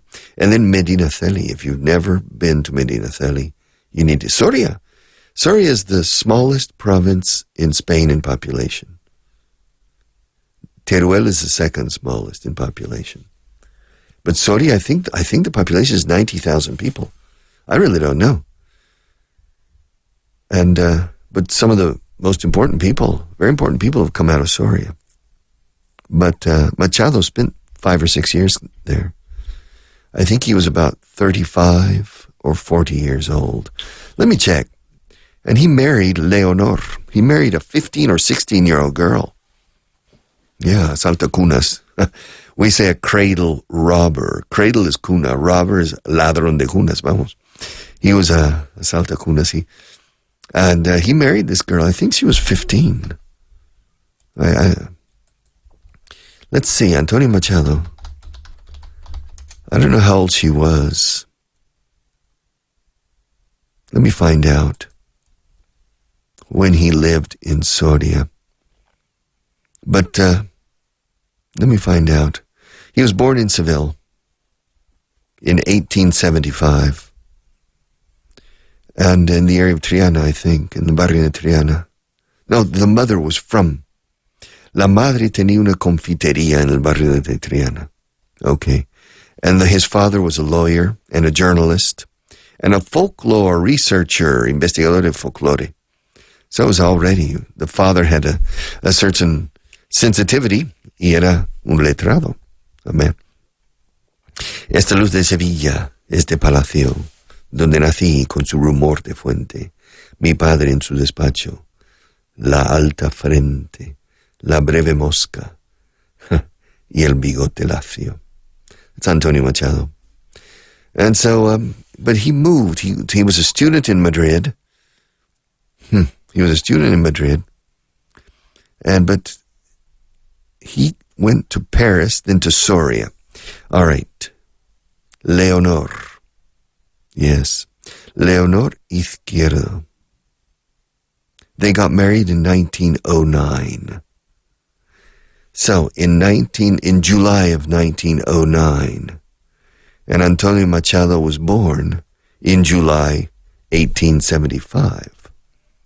So at the turn of the century, he was 25, or 24, really at the turn of the century.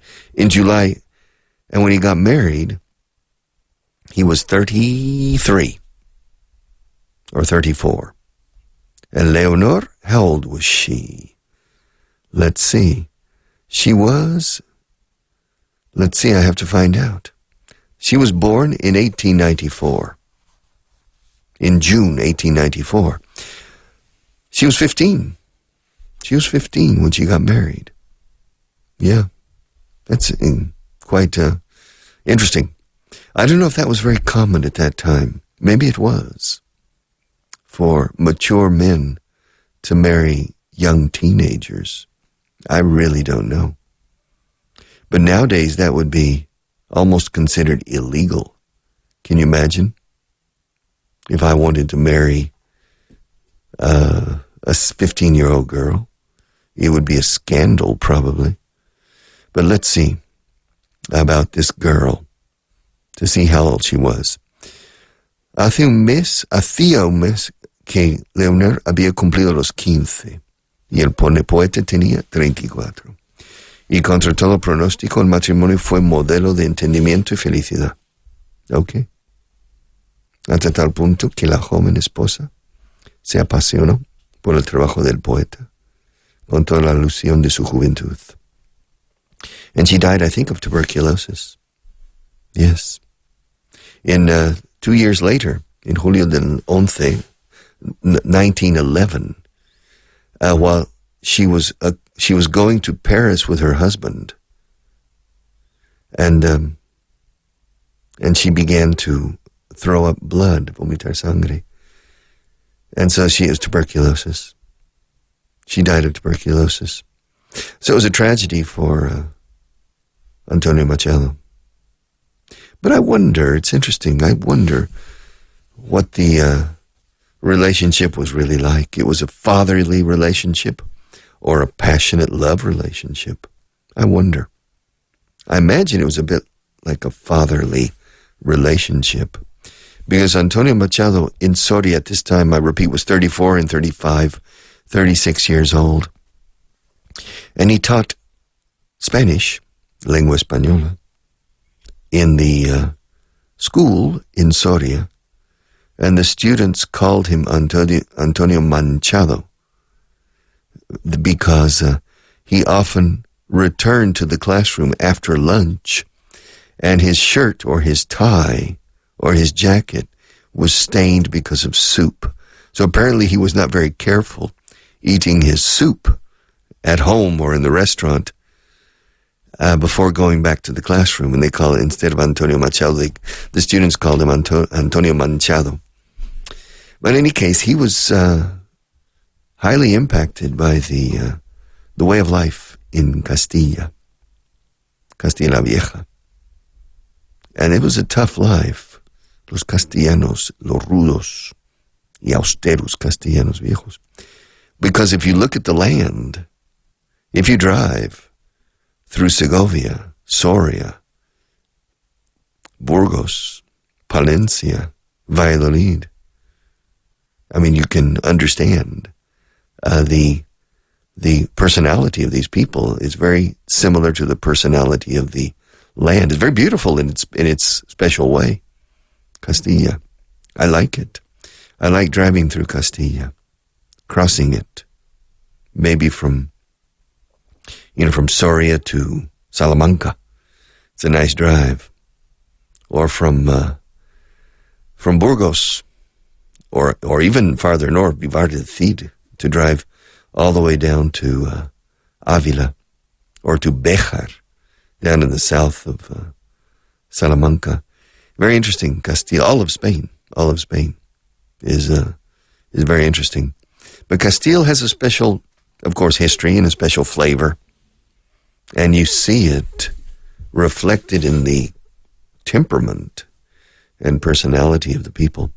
But Machado also wrote another long poem, a type of epic poem called, I'm trying to remember the name of the poem, De los Álvar González. I can't remember the exact name. I read it, and I had to do a paper on it in the university. Machado, Álvar González, and I can find, La Tierra de Álvar González.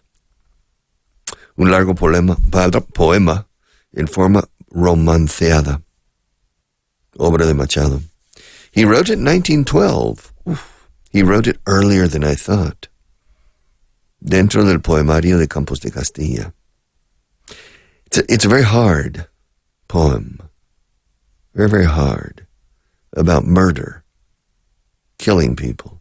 And especially about envidia, envy. And it's hard. And it takes place in Soria. Well, it takes place in... I'm not sure if it takes place in Soria, but it takes place in Castilla la Vieja. Yes. And you should read it, really. Campos de Castilla. There are two. The poetry of the 20th century is very interesting. Spanish poetry. And you can learn a lot about Spain and understand Spanish personality, temperament, mentality through a lot of the poetry. There are two books especially that are interesting from the anthropological point of view. And those two books, in my opinion, are Campos de Castilla, to understand the Spain of the center of Spain, Castilla la Vieja y Castilla Nueva, y hoy en día Castilla y León, and to understand that, and then to read El Romancero Gitano by Lorca. You gain an understanding, first of the gypsy population, of course, but you gain an understanding of Andalusia, El Duende. You gain understanding, a little bit, a certain, and it helps you to understand the Spanish character and things. Very interesting. Very, very different. Those two books of poems are totally different, but equally impressive and equally beautiful. So, if you haven't really spent quality time on those two books of poetry, I would recommend it.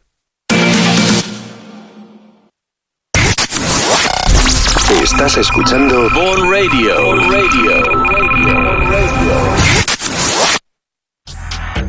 Vicente está triste, asustado y tenso. Su aplomo de siempre va en claro descenso. Su costumbre de mandar en sus fueros internos se ha hecho añicos en estos lares externos. El motivo de su mal, de su angustia vital, es algo de importancia, para él, capital. Representar a España en un encuentro tan clave y no cazar onda es de verdad muy grave. Vicente dirige la Asociación Nacional que vela por que todo sea claro y racional en las múltiples firmas que componen el sector, racionalizando a la vez el aparato productor. Es experto en lo suyo y concede entrevistas a políticos y periodistas, populares y progresistas. Su sector es tan clave y su voz tan buscada que nunca hasta ahora se ha parado ante nada. Pero ahora su aspecto, de estampa importante, se encuentra achicado, nervioso, vacilante. Mañana le toca otro día repleto de reuniones en inglés con el foro completo. Son solo 15 hombres. 15 hombres expertos que, al igual que Vicente, necesitan conciertos con la Comisión de Bruselas que publica directivas que afectan al sector y a sus buenas perspectivas. Pero todos los 15, incluido el italiano, se expresan en inglés como si fuera cristiano. Y Vicente se ve obligado a aguantar 12 horas al día a punto de reventar. Gotitas de sudor se le forman en la frente, escuchando a sus colegas con calma aparente. Su poco inglés le anula por completo, como si fuera un fenómeno de lo más obsoleto. I've run into a lot of cases like Vicente, lots of cases, where an expert's aplomb and self-assurance is undermined by uncertainty and self-doubt. All because of a sketchy or flawed command of English. Being an accomplished authority on something is worth next to nothing if you don't exhibit proper command of the language at hand. And it all starts with the ear. Deaf mutes aren't mute. Any doctor will tell you that their vocal cords are in perfect condition. But because they can't hear, they can't speak, and the same thing can be applied to languages. If you can't follow the cross currents of discussion that define an important meeting, then basically you're as disabled as a deaf mute. ¿Entendiste a Richard? ¿No? No seas otro Vicente. Da el paso. Ven a vernos. Nosotros encontraremos la mejor solución para ti. Infórmate en el 91-133-5833 o entra en grupovaughan.com. Disney English Vaughan está disponible en varias ciudades de España. Para niños y niñas de 4 a 9 años. Búscalo en grupovaughan.com y apúntalos ya. No importa lo que hayas estudiado, no importa a qué te quieras dedicar. Hagas lo que hagas, vas a necesitar el inglés. Haz un máster que realmente merezca la pena. Haz el máster en inglés profesional de Vaughan. Más información en el 91-133-5833 o en grupovaughan.com. Máster en inglés profesional. Porque no todos pueden decir que llevan más de 40 años de experiencia formando a la mayor parte de los directivos, empresarios, trabajadores de este país. Presumimos, pero es que es cierto. Trabajamos con los mejores docentes. Tu profesor está aquí. Infórmate en el 91-133-5833. 91-133-5833.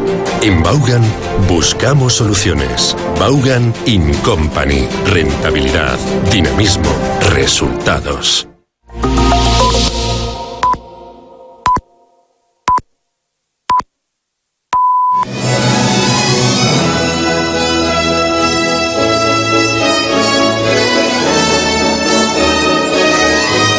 Las mañanas son más productivas con Richar Vaughan.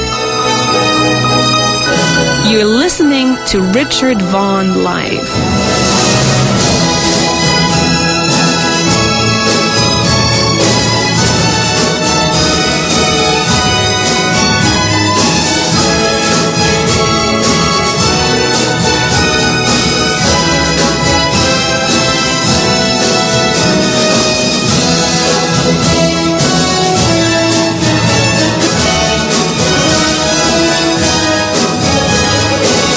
Hello and welcome back. Okay, during the break I was looking at the poem La Tierra de Álvaro González by Antonio Machado, dedicado a Juan Ramón Jiménez, por cierto. I remember that. I studied this poem when I was at the university. It's very, very... Machado was an outstanding poet. Absolutely brilliant poet.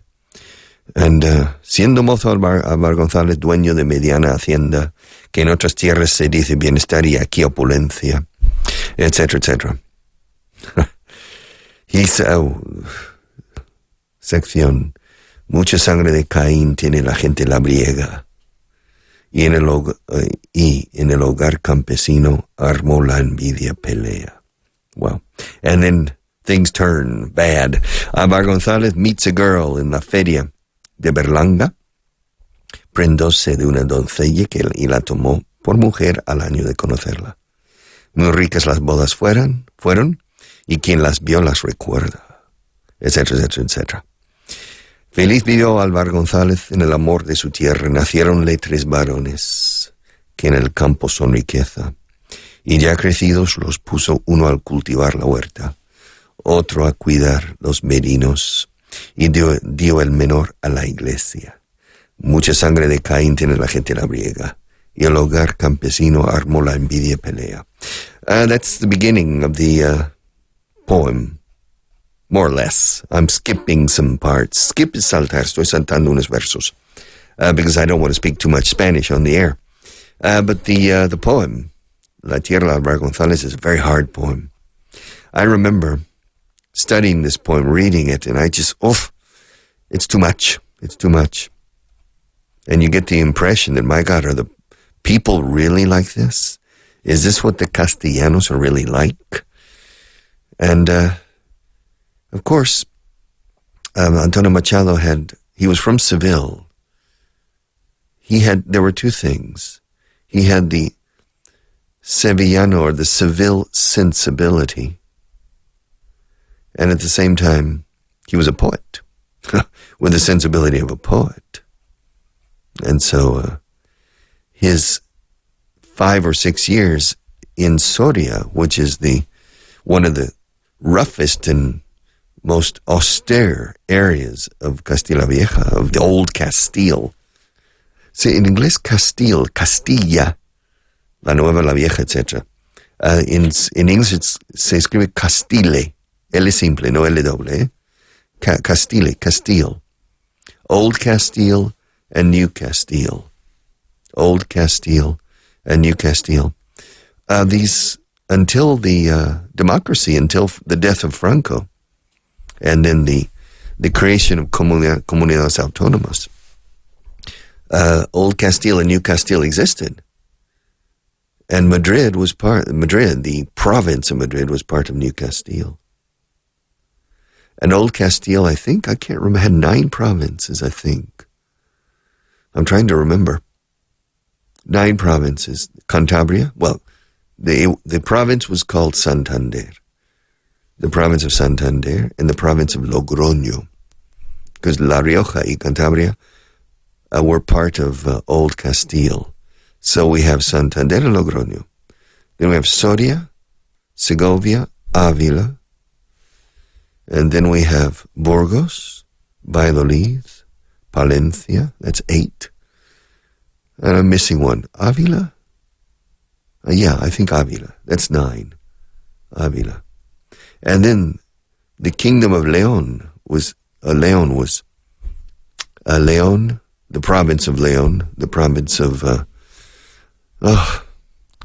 Toro. What's the name of the province? Salamanca, León, and the province between them. Benavente, Toro, and Sanabria. I can't think of the name of the province, my God. Donde las iglesias románicas. What's the name of the province? My God, I'm starting to get old. I can't remember things anymore. Okay, map of Spain. ¿Será posible? Map of Spain. This expression, ¿será posible? I can't believe, which is I can't believe it. La provincia de... Y aquí no viene en este mapa. When you forget something, it's like forgetting my name. Zamora. Okay, there we go. Zamora no se conquistó en una hora. Oh, that's an expression. Important things take a long time. Zamora no fue conquistado en una hora, more or less like that. O no se conquistó Zamora en una hora.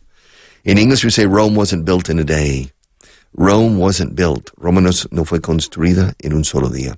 Rome wasn't built in a day, is the expression. But León consisted of those three. And then Castilla la Nueva, New Castile. I'm trying to remember. I think New Castile is what the Castilla-La Mancha is today without Albacete. I think Albacete belonged to Murcia. Murcia Albacete was called Murcia. And so New Castile was Ciudad Real, Toledo, Madrid, Guadalajara, and Cuenca, I think. And then Albacete was part of Murcia, I think. But I don't remember. I'll have to go back and look at it. The map, the provinces and the regions of Spain during the Franco regime. And before. But nevertheless, let's go back to our phrasal verbs and stop talking about Machado and Soria. But still, I would recommend that you take quality time and familiarize yourself with all of the poetry of Machado, of course, but for me, most especially Campos de Castilla, because it's an anthropological study as well as a geographical study. And poetic as well. And then the Romancero Gitano. But many people don't like Lorca. I remember Jorge Luis Borges, the Argentinian short story writer, poet, and simply, interesting guy. He didn't like Lorca. He didn't think Lorca deserved the credit he got and the fame. And he said part of Lorca's fame was because of his tragic death. So young.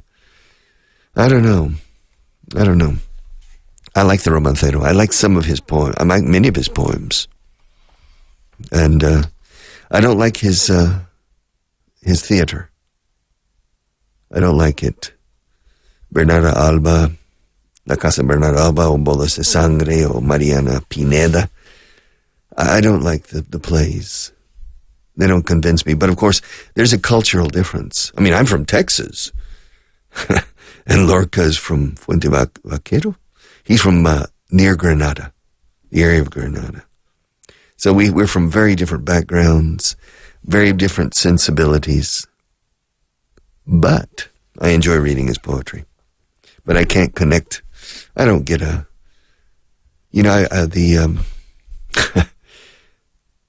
we have been invited to see by a school that, one of the teachers at the school is also an actress, a stage actress, actriz de escenario, de teatral. And she invited us. And she gave us the choice of two different plays to go see. She said, well, on Friday night, I will be doing La Casa Bernarda Alba. And on Saturday night, Don Mendo. Como se dice, no sé qué de Don Mendo. And of course we go to Don Mendo. The last thing I'm going to do is watch the Casa de Bernarda Alba, which is true that it represents a reality in Spanish history. It's a very good piece of theater that reflects a way of life that is perhaps still common in some families today and maybe was more common going back to the times about el honor de la familia and things. But it was tough. It's a hard play. A bit like Alvar González with Machado.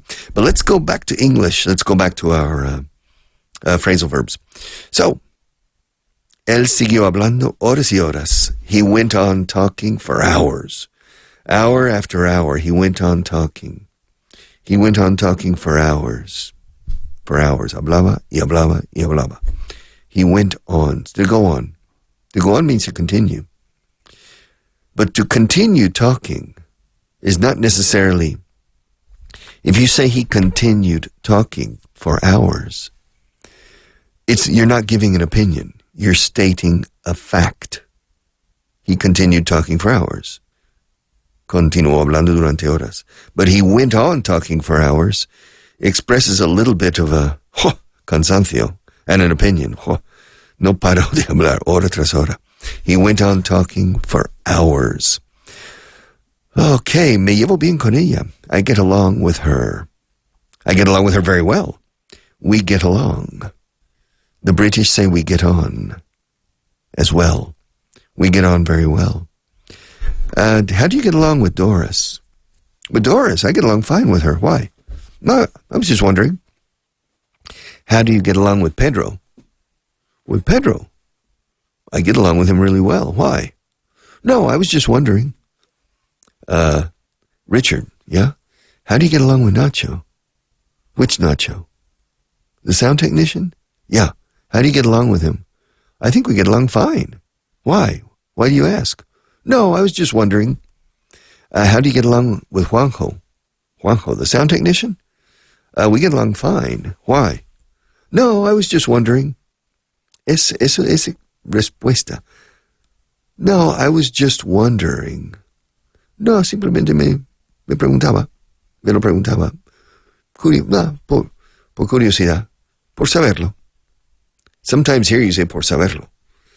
Because I remember many, many years ago, at the beginning when I came here, when somebody asks you, well, why? Often we say, well, because. Why?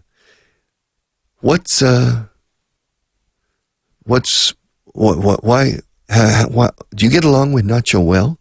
Yeah, why? Because. Why do you want to know? Just because. Just because. Simplemente porque sí. Just because. And I remember asking a friend by the name of Nacho as well. My first real Spanish friend, his name was Ignacio Alvarez. And I asked him, how do you say just because? And he said, por saberlo. Okay. I was just wondering. Solo me preguntaba. I was just wondering. Yeah, we get along. I get along with everybody, I think. I can't think of anybody I don't get along with. Maybe there's some people that I don't really like. But I don't tell them that. And I get along with them. And they probably think I like them. And there are some people who never talk to me. I don't know if it's whether because they're shy or they just don't like me. They don't know me, but they don't like me. Este americano que ha venido aquí. It's strange. But that happens sometimes. But I get along with everybody. All right, let's go on. Let's go. Are you ready? Cuando entres en la sala, no digas nada. When you go into the room, don't say anything. When you enter the room, don't say anything. Terminamos hablando del precio de las manzanas. ¿Te lo puedes creer? We met yesterday morning, and the objective of the meeting was to make a decision on interest rates. Whether to raise interest rates or not. You see? Yeah, I met yesterday with the Minister of Finance, and the president of the chairman of the Bank of Spain, and the chairman of the European Central Bank, El Banco Central Europeo in Frankfurt. You remember the Italian man. What's his name? I'm forgetting the names of things today. I forget the name of Zamora, and I'm forgetting the name of Mario Draghi. I think it's Mario Draghi, right? Yes, Mario Draghi. He is the chairman or the president of the European Central Bank in Frankfurt. Yeah, Italian man. He's an Italian economist. And the European Central Bank in Frankfurt is the equivalent of the Federal Reserve in the United States, the Federal Reserve. La Reserva Federal de Estados Unidos es el Banco Central. So now here you say el Banco de España. The Bank of Spain is the chief monetary authority in Spain. And it's the referee or the arbiter in certain things concerning banking, the banking system here in Spain, the credit system, the financial institutions, etc., together with the CNMV, the Consejo Nacional del Mercado de Valores. I imagine they work together on certain things. However, the decision to raise or lower interest rates is no longer within the powers of the Bank of Spain, because the peseta no longer exists. The peseta doesn't exist anymore. The peseta no longer exists. So, the Bank of Spain doesn't have that prerogative. También decimos prerrogativa. They don't have that prerogative. And it's in the hands of the European Central Bank. This is interesting, and it has caused some problems because of the tightness, the decisions made. The countries in the European Union are so different. I mean, Finland compared to Greece, Denmark compared to Portugal, or the Netherlands compared to Italy, or Cyprus, Chipre, or Malta. They're so different, but they're under the same interest rate policies. And that has created some problems. But Mario Draghi. So, yesterday I had a meeting with Mario Draghi. Yes. And the objective of the meeting was whether to leave interest rates the way they are, to leave the interest rates at their current level, or to raise interest rates a little bit. However, there's a recession. Some people believe Europe, Spain included, is beginning to fall into a recession. It's not clear yet. And so the idea of raising interest rates is not on the table. But, como dice esta frase, terminamos hablando del precio de las manzanas. We wound up talking about the price of apples. We wound. We ended up, dos formas. Se dice más lo segundo. We ended up. Acabamos, te lo puedes creer, terminamos hablando de las manzanas. We ended up talking about the price of apples. We wound up talking about the price of apples. Now, wound, if you say it by itself, it sounds funny. Wound. If I come onto the radio and I simply say wound, English-speaking people will think I'm mispronouncing the word round. Wound. It's a wound. A circle is wound, not square. All right. However, wound is the past tense and the participle of the verb to wind. Now, wind se escribe como viento, wind. So here we have a word. Well, we have two words. Viento y darle cuerda a algo. To wind. To wind is girar, dándole cuerda. Wind. To wind your watch. Antes se daba cuerda a los relojes. To wind the watch. To wind. What are you doing? I'm winding my watch. Winding your watch? I mean, what kind of watch do you have? Oh, this is the watch I've had since I was a little boy. I've been wearing this watch since I was 11 years old. My mother gave it to me on my 11th birthday. And so I've been wearing this watch for many, many years. And you have to wind it. To wind the watch. Now, to wind up is darle cuerda a algo. Para que una muñeca, para que camine. You wind it up. You wind it up. And then we use to wind up figuratively in a meeting. Bueno, quiero concluir. Para concluir, to wind up. To wind up, it means to conclude, to the final moments of conclusion, to wind things up. I want to wind things up with an expression of gratitude. I want to thank all of you for the effort you made to come here today on a Saturday. So I want to wind up with a joke. I'm going to tell you a funny joke so you can at least enjoy a moment of this Saturday sacrifice. And so to wind things up with that. To wind down. Yes, is another expression we use for tranquilizarse y descansar, desahogarse, to wind down. Porque cuando le das cuerda, vas apretando el aparato. Y it's getting tighter, winding up. That's to wind down. And so on Friday evening or Friday afternoon, you get home after a full week of hard work and you sit down in your favorite chair with a whiskey, and relax and unwind. We usually say not wind down, but you can say wind down as well. Unwind. Say, destensar la cuerda. To unwind. Darle cuerda a algo is to wind up. All right, but let's, so we wound up, we ended up talking about the price of apples. Yes, sir. Yeah, you say comparar peras con manzanas. We say to compare apples with pears. Lo decimos al revés. Manzanas con peras. To compare apples with pears. So, terminamos hablando del precio de las manzanas. We wound up talking about the price of apples. Me and Mr. Draghi.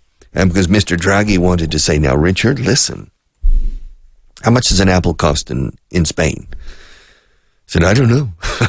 One apple? I don't know. And he said, well, let's say it costs 15 cents. Fine. Okay. If we raise interest rates by half a percentage point from, if we raise the prime rate, que es el tipo preferencial, the prime rate, el tipo aplicado por el Banco Central Europeo, that's the prime rate. I don't know how to say prime rate. No, I think it's tipo prime rate. Let's see exactly what they say. Prime rate. Prime rate. Or the prime lending rate is an interest rate used by banks. Usually the interest rate at which banks lend to their best customers. Now, in Spanish, no viene.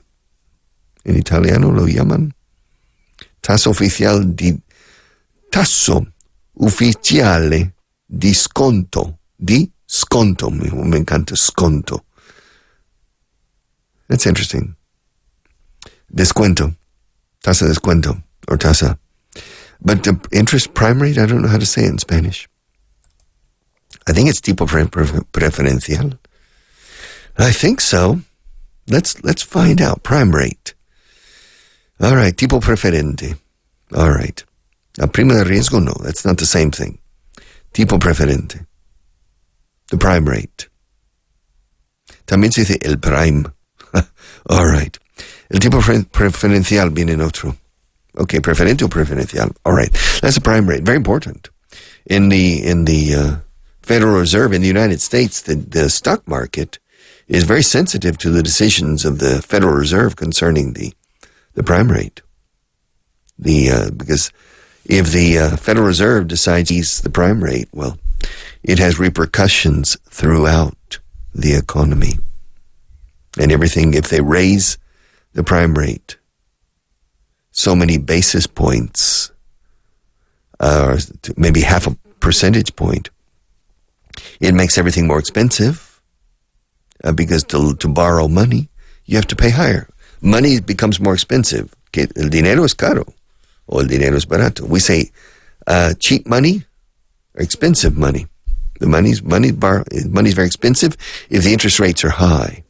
For example, in Spain in 1978, 79, 80, the interest rates were around 16%. Very high. Of course, the inflation was also very high. It's relative. And so the pain, you say, wow, ¿cómo puedes vivir con tipos de interés del 15%? Hombre, it's easy. If the inflation is 17%, it's easy. And so it's all relative. And so the first house I bought in Spain was in 1984. And I don't remember the interest rate, but I think it was around 10 or 12%. And it wasn't a fixed rate, it was a variable interest rate. But I don't remember now. I still have that house, by the way. Yeah, still have that house. I haven't sold it, because my daughter is living there. But in any case, let's go on, shall we?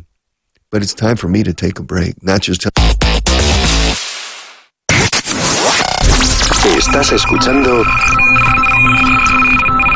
Vaughan Radio.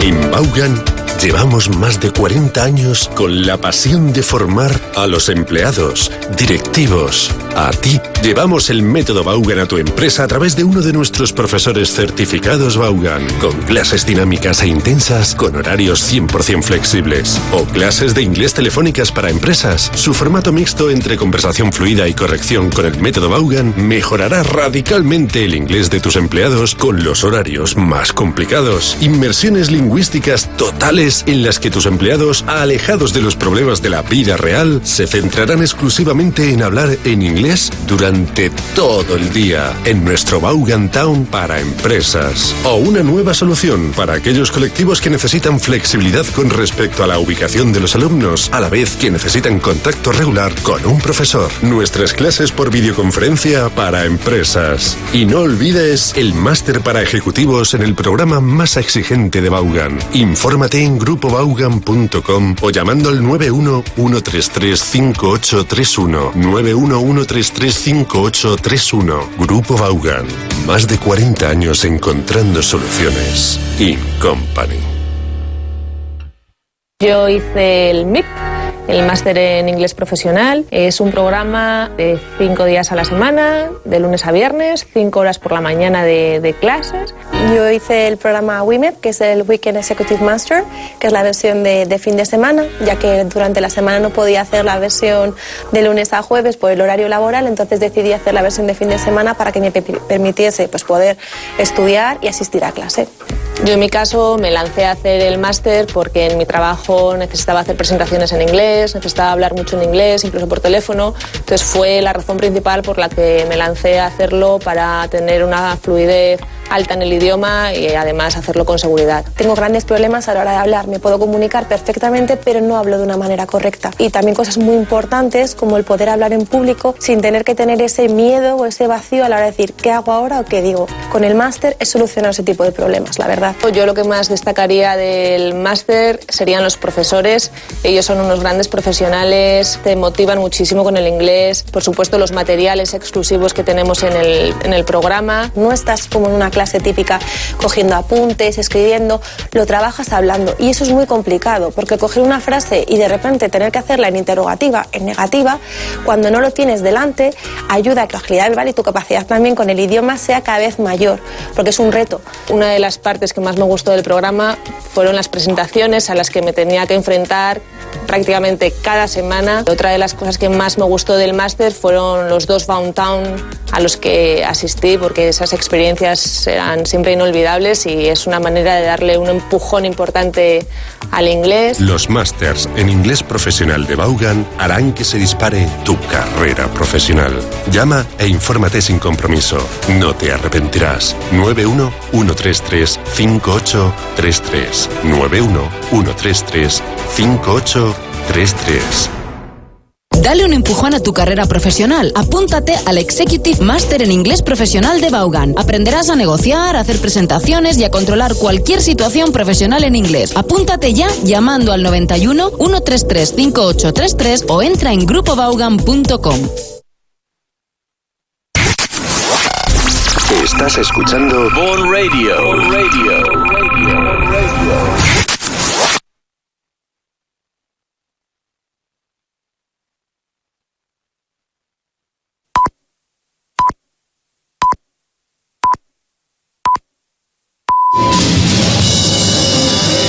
You're listening to Richard Vaughan Live.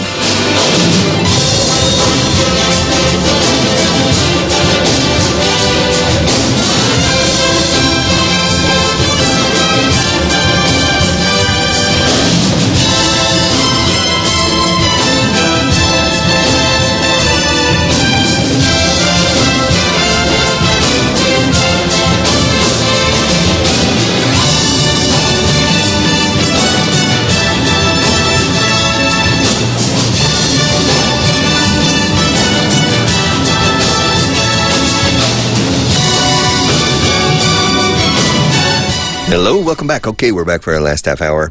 Just 25 more minutes and I'm free. I have to go to the dentist this morning. So I imagine that when I finish this program, Nacho, I'm off to the dentist, my favorite place to go. Isn't that your favorite place too? I love going to the dentist. But it's not important. I don't have too many. I don't think they're going to hacerme pupa, como decís aquí. I don't think they're going to hurt me very much. And besides, the dentist is a cool guy. Luis is his name. He's a cool guy. Nice guy. And so, regular checkup type of thing. So I imagine I'm okay. But you never know. Maybe he sees something and says, oh, here we have something. And he brings out the syringe. Yeah. Do you know how to say jeringuilla in English, Nacho? Syringe. Sir, como si, señor? Ahora es con Y, syringe, I think. Let me look at the spelling. This syringe, S-Y-R-I-N-G-E, S-Y, syringe, con Y al principio, después la S. Syringe, we say sir, como si señor. Y luego eng, como engine, como motor. Syringe. Yes, sir. One of the most important syringe factories in Europe is located just north of Madrid. Yeah, very, very important factory up there. But in any case, a syringe. And he'll pull out the syringe and give me an injection to deaden my gums. Que quitar la sensación en las encías. And then he'll start doing some work. And then maybe I won't be able to have lunch today. Maybe I'll only be able to have soup. But I doubt it. Lo dudo. I doubt it. But I'm looking forward to going to the dentist. It's nice. I sit back. And they take care of me. And even if it's painful, I go. He always asks me, does it hurt? And I say, I tell him, go on. Continue. Just go on. And even if it hurts a little bit, it doesn't matter. All right, so mi despertador no sonó esta mañana. ¿Te lo puedes creer? My alarm clock didn't go off. Really, to tell you the truth, I take a big risk. I use my cell phone, for my alarm clock. And I set it every night before going to bed. So I need to manually prepare it. If I forget, it won't go off. No sonará. It won't ring. Pero solemos decir go off. Go off con doble F. To go off is explosionar también, o sea, estallar como una bomba. The bomb didn't go off. The fuse was wet, and so the bomb didn't go off. The fuse, escrito fuse is la mecha de la bomba. Encendí la mecha, but I lit the fuse, and then I left running. I wanted to blow up the house. To blow up is hacer estallar, to blow up the house. And so I put a bomb in the house. I took out my cigarette lighter and I lit the fuse. And then I turned and ran out of the house and ran away from the house. Fijaos, salí de la casa corriendo y luego me alejé de dicha casa corriendo. I ran, escuchad las preposiciones aquí. I lit the fuse, encendí la mecha. I lit the fuse, turned around, and ran out of the house. And then, of course, I ran away from the house. Because the bomb is very powerful. And so I needed to get far away, as you say in Spanish, por tierra de por medio. I had to get away from the house. But then the bomb didn't go off. I was waiting. I was watching the house from about 150 meters away. I turned around and I was watching. And I was waiting. I said, when's the bomb going to go off? My God, the fuse is very slow. Fuse, repito, fuse es mecha. Mecha de una bomba en este caso, the fuse, o de un petardo también, a fuse. Fuse también es fusible. Los caja de fusibles de una casa, los plomos. Si se funden los plomos, you have to go to the fuse box. If the lights in your house go out,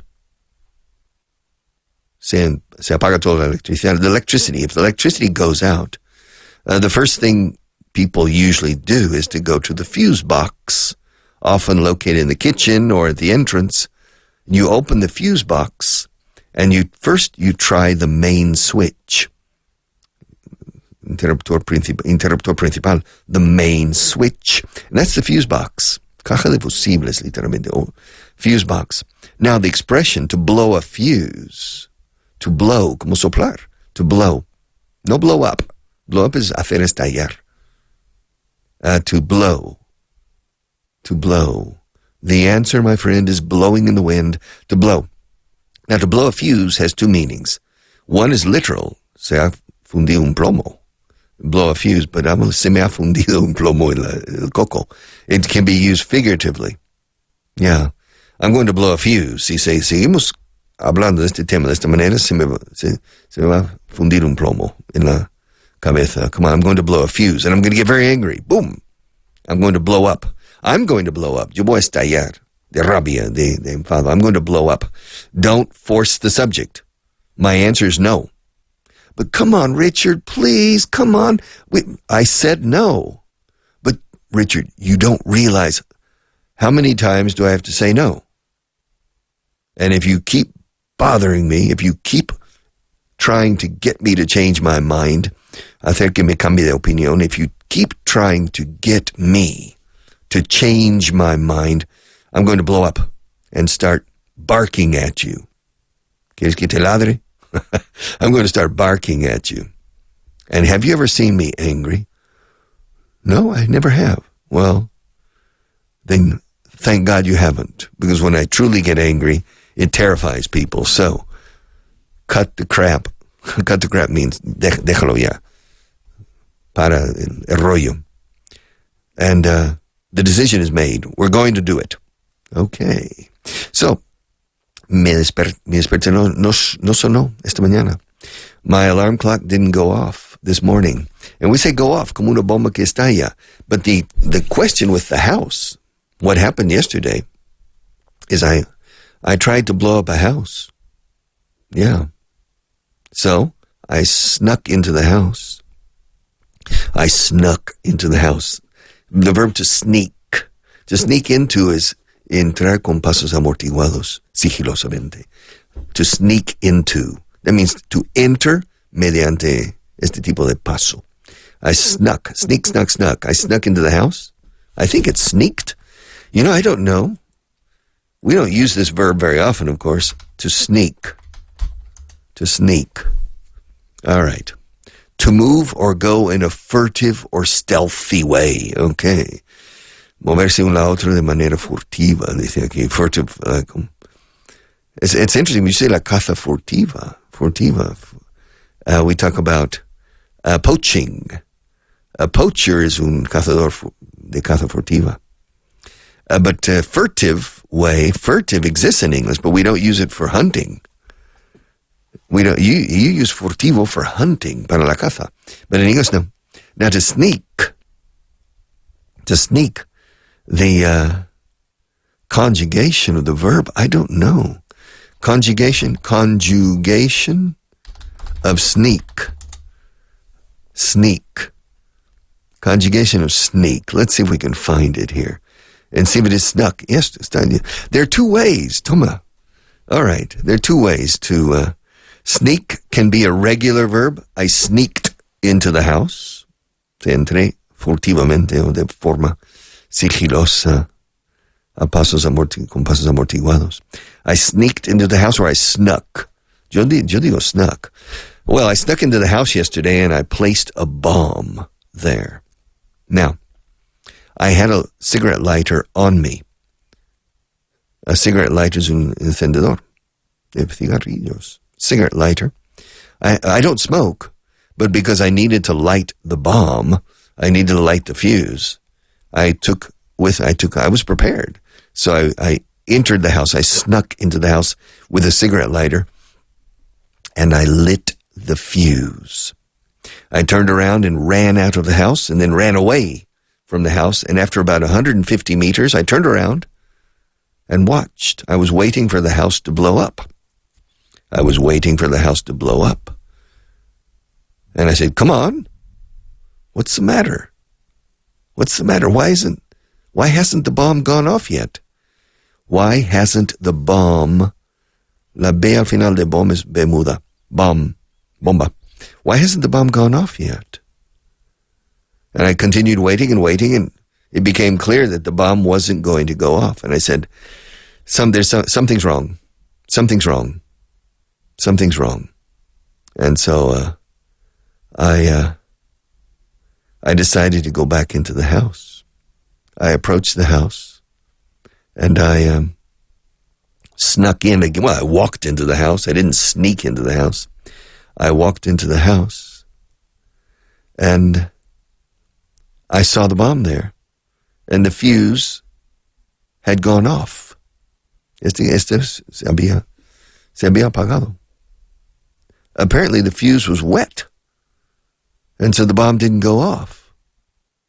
And I tried to dry the fuse, but it didn't work, and so I decided to put off blowing up that house until tomorrow, perhaps. Maybe tomorrow. To put something off is aplazar algo. Puede ser por motivos. It can be for valid reasons, or it can be because of procrastination. I'll put it off until tomorrow. I will put it off until tomorrow. Lo aplazaré hasta mañana. Punto. Postpone. To postpone. But to put off also means aplazar porque no te apetece hacerlo. Y eso es ya procrastinate. Procrastinating is la mal hábito de ir aplazando todas las cosas poco para mañana. No dejes para mañana lo que puedes dejar para pasado mañana. Okay, leave it for the day after tomorrow.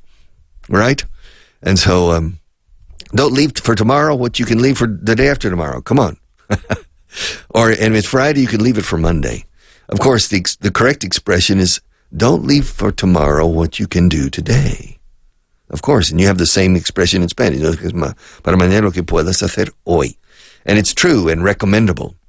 But as I've told you several times, when I was a little boy, my mother had a black cleaning lady, a bit like a mammy, a big, very fat black woman who came to the house, I don't remember how often, and cleaned the house, and she talked like this. She had the typical accent, and she said, I think you should leave for tomorrow what you should do today, because half the time you don't have to do it after all.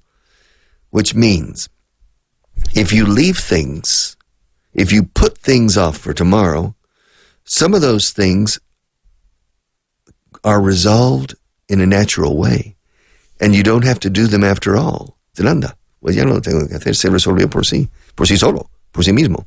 Yeah, that happens sometimes. If I put something off because I don't feel like doing it, no me apetece hacerlo hoy.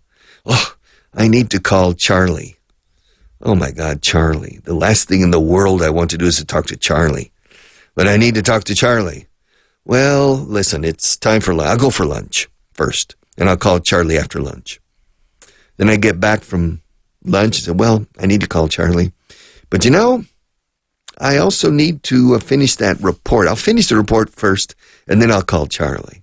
And finally, at 6 p.m., I said, well, listen, I'll go home first, and then I'll call Charlie. And so I go home. And when I get home, I sit down in my favorite armchair, and my wife brings me my whiskey, and she says, darling, here's your whiskey. Here's your robe, tu batin. Yeah, how was your day? And I just say, yeah, well, I need to call Charlie.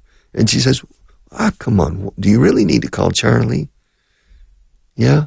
Can't we have a little time together, you and me? And I say, oh, yeah, sure, darling. Okay, fine.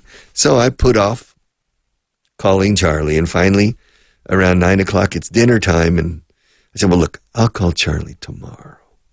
All right. Tomorrow morning, a primera hora. ¿Cómo se dice a primera hora de la mañana? Tomorrow morning, first thing. First thing, se dice en inglés, primera cosa.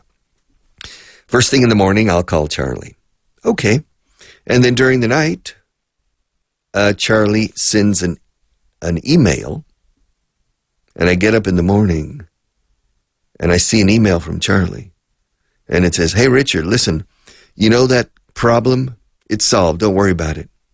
And so in the end, because I was procrastinating, because I was putting off the need to call Charlie, and I kept putting it off like a good procrastinator. Well, in the end, Charlie, it wasn't necessary. So my mother's cleaning lady was not entirely wrong. Not entirely wrong. No del todo equivocada la mujer esa. She was not entirely wrong. And in the case of Charlie, it was true. Now, if you want to know what the cleaning lady looked like, I can show you a picture of the cleaning lady. But I have to write the mammy in Gone with the Wind. The mammy in Gone with the Wind. All right. Now, if you say mammy, it's mommy, M-A-M-M-Y. Mommy, como suena con doble M-Y al final. Mommy, mammy. In American English, mammy era la mujer, la negra que cuidaba la casa. Era un camión. And if you look, you can see pictures of the mammy helping Scarlett O'Hara get dressed for the occasion. And that was more or less what the cleaning lady looked like in my house back in the 1950s, a long time ago, back in the 1950s, the mammy. And she said that. She said, leave for tomorrow what you should do today, because often these problems end up solving themselves. Often the problems go away. Yeah, some problems go away. Others don't. And if you don't solve the problems today, they grow and become more complicated. And you become more psychologically imbalanced, thinking, oh, I need to solve this problem. I need to do this. So don't procrastinate. I do. But haz lo que digo, no lo que hago. Yeah. We say, practica lo que predicas. Practice what you preach. You preach doing things today, and then you, Richard, you put things off. Practice what you preach. Yeah, that's right. It is true. I'm a procrastinator. But I think everybody procrastinates. The question is to what degree. Is it an illness in which you're constantly putting things off? Put off. Put off is posponer. To postpone es un verbo precioso, postpone. But it's more official. El partido ha sido por el temporal de lluvias, el partido se pospone hasta pasado mañana. Okay, that's to postpone. But to put off is aplazar algo. To put off something. And it's not necessarily negative, but sometimes it is. Don't put things off. Don't put things off. Okay, la bomba estalló antes de que pudiera llegar la policía. The bomb went off before the police could arrive. Yes. They called and said, I have placed a bomb. There's a bomb in the offices of this company. And the bomb is going to go off in 10 minutes. Good luck. And so they call the office, and everybody leaves the office, and the police and the bomb deactivation experts, artificieros or something you say in Spanish, they didn't arrive in time. The bomb went off. The bomb went off. Así se dice estallar, to go off. Yeah. In this case, the bomb went off. The bomb I put in the house yesterday didn't go off because the fuse was wet. La mecha estaba mojada. The fuse was wet. La bomba estalló. The bomb went off. Okay, pasemos al siguiente punto del orden del día. Let's go on to the next item on the agenda. When you talk about an agenda, we also say the order of business. The order of business. Although it's less common nowadays. Most people say the agenda. What's on the agenda for today? Se dice de forma figurada también. Oye, ¿qué tienes hoy? ¿Qué hacer? What's on the agenda? What's on your agenda? What's on the agenda for today? Well, I need to do my radio show, then I need to go to the dentist, and then I'll go home. Because I don't know, maybe I'll come here. It depends on how I feel. I don't have anything on my agenda after the dentist for the rest of the day. Well, yes, I have a meeting here. Well, I have a visit. 2 people are coming to visit me today at 4:30. So I'll come back. But if I feel okay after the dentist, I'll come straight back. I'll come back here. The thing is, the dentist is 1 block from my house. So, when I finish this program, I'll drive home, park underground in the underground parking garage, and then I'll walk to the dentist. And then if I leave the dentist, totally incapacitated, then I'll go home. And I'll take it easy, have a light lunch maybe, and then I'll come here at 4:30. By that time, para esas horas ya, by that time, fijaos cómo se dice by. By that time, futuro perfecto aquí. Para aquella hora ya estaré, o futuro. Ya me habré recuperado. I will have recovered. I'll be fine by that time. By the end of the year, para finales de año, habremos vendido 8 unidades. By the end of the year, we will have sold. Will have. Aquí no hay contracción. Will have. No decimos will have. By the end of the year, we will have. Bueno, se dice will have, pero no existe la contracción por escrito. We will have sold at least 8 units, maybe 9. Who knows? By the end of the year. By the end of this week, I will have completed 5 essays, ensayos, by the end of the week. By. Usamos by para plazos. ¿Cuándo termina el plazo? ¿Cuándo tengo que entregar el informe? Well, we need it by next Wednesday. We need it by next Wednesday. O sea, lo necesitas el viernes. Excuse me, el miércoles. No. I didn't say I need it on Wednesday. I said I need it by Wednesday. Well, what's the difference? Well, if I say I need the report on Wednesday, that means I want you to give it to me on Wednesday.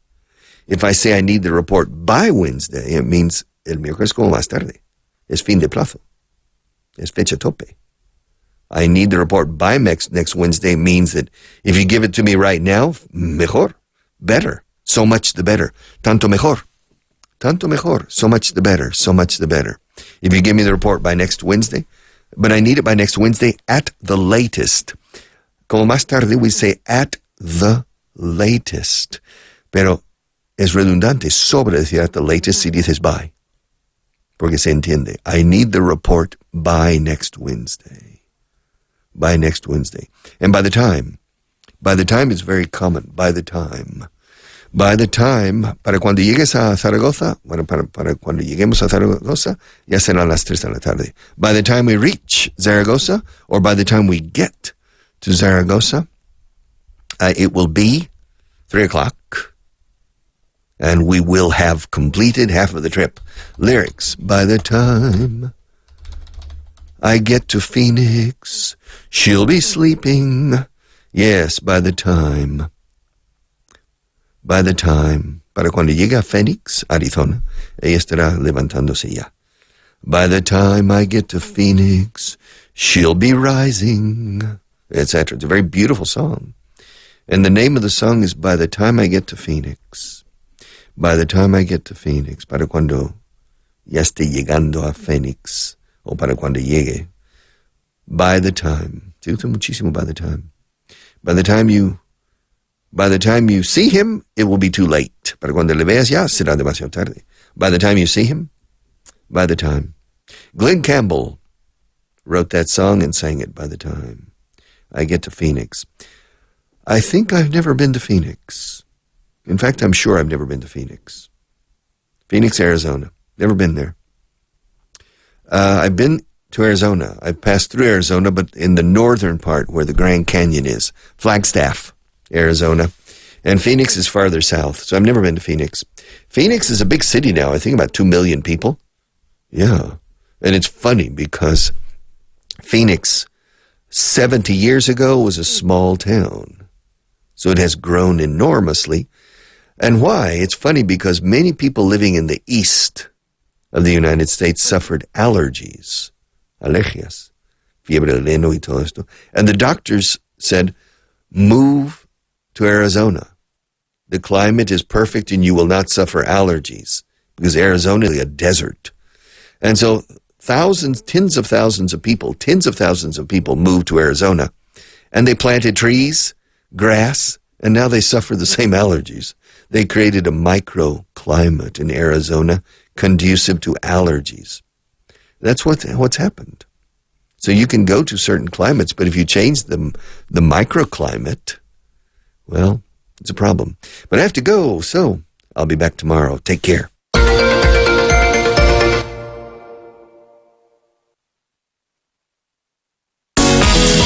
Are listening to Everyday.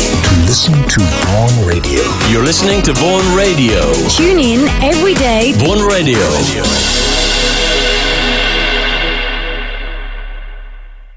Yo hice el MIP, el máster en inglés profesional. Es un programa de 5 días a la semana, de lunes a viernes, 5 horas por la mañana de clases.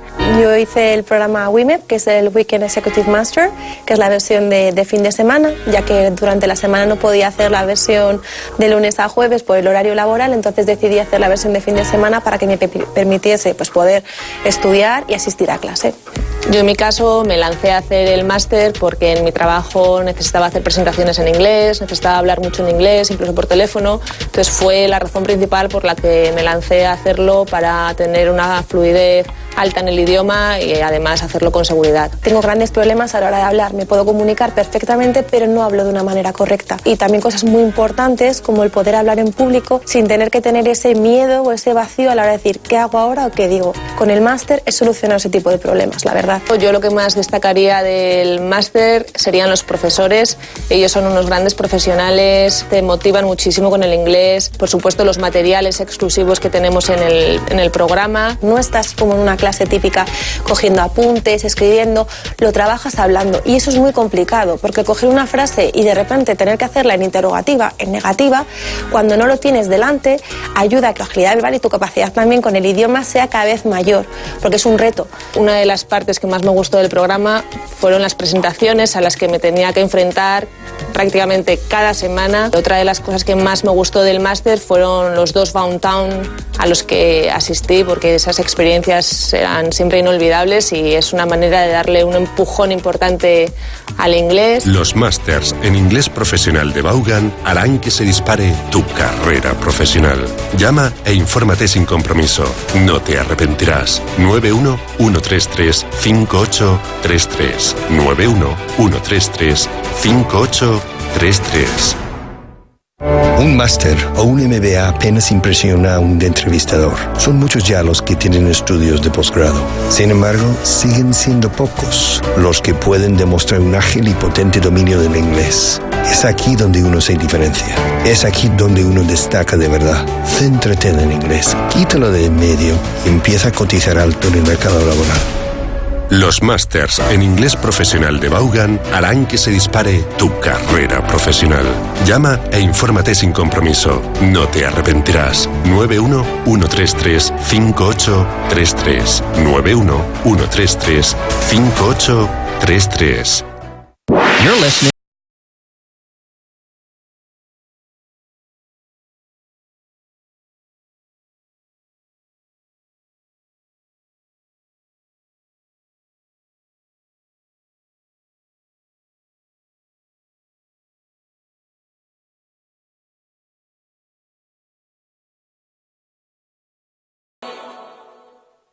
Me apunté al curso trimestral porque quería mejorar el inglés, lo que pasa que no estaba muy convencido porque no tenía muy claro si iba a ser una clase pues aburrida y monótona que hemos tenido siempre pues en el instituto, que al final no te motiva nada, pero el primer día que nos metimos ahí y el profesor nos empezó a meter caña, pues vi que eso pues no iba a ser para nada monótono. Cursos trimestrales de Vaughan. 91-133-5833 o grupovaughan.com.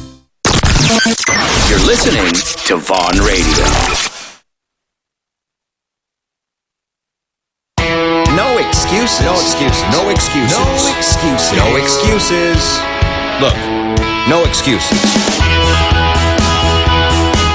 Good morning. Welcome to No Excuses. I'm here with the Angel Gabriel and Olivia. Good morning. How are you?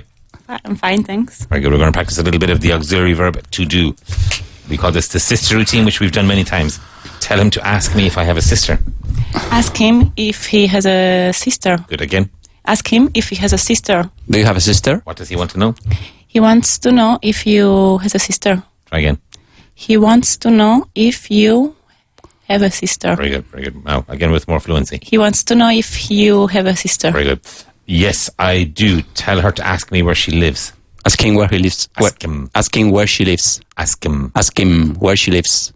Where does she live? Again? Where does she live? Where? Where does she live? Very good. What does she want to know? She wants to know where she lives. Very good. She lives in Denver, Colorado. Now tell him to ask me if she works. Ask him if she works. Does she work? What does he want to know? He wants to know if she works. Again? He wants to know if she works. Works. He wants to know if she works. Very good. Yes, she jobs, one in the morning, one at midday, and one in the afternoon.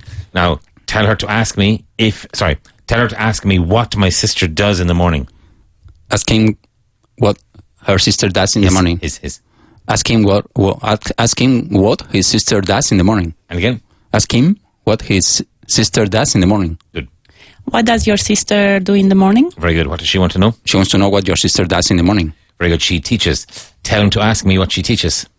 Ask him what she teaches. What? Ask him what she teaches. What does she teach? What does he want to know? He wants to know what she teaches. What? He wants to know what she teaches. Very good. She teaches interior decoration. Now tell her to ask me how many hours she teaches every day. Ask him how many hours she teaches every day. How many hours does she teach every day? Again? How many hours does she teach every day? Every. How many hours does she teach every day? Very good. What does she want to know? She wants to know how many hours she teaches every day. Very good. She teaches 3 hours every day. Now tell her to ask me what time she starts in the morning. Ask him what time she starts in the morning. What time does she start in the morning? What does she want to know? She wants to know what time she starts in the morning. Very good. She starts at 8:30. Now tell him to ask me what my sister does at midday.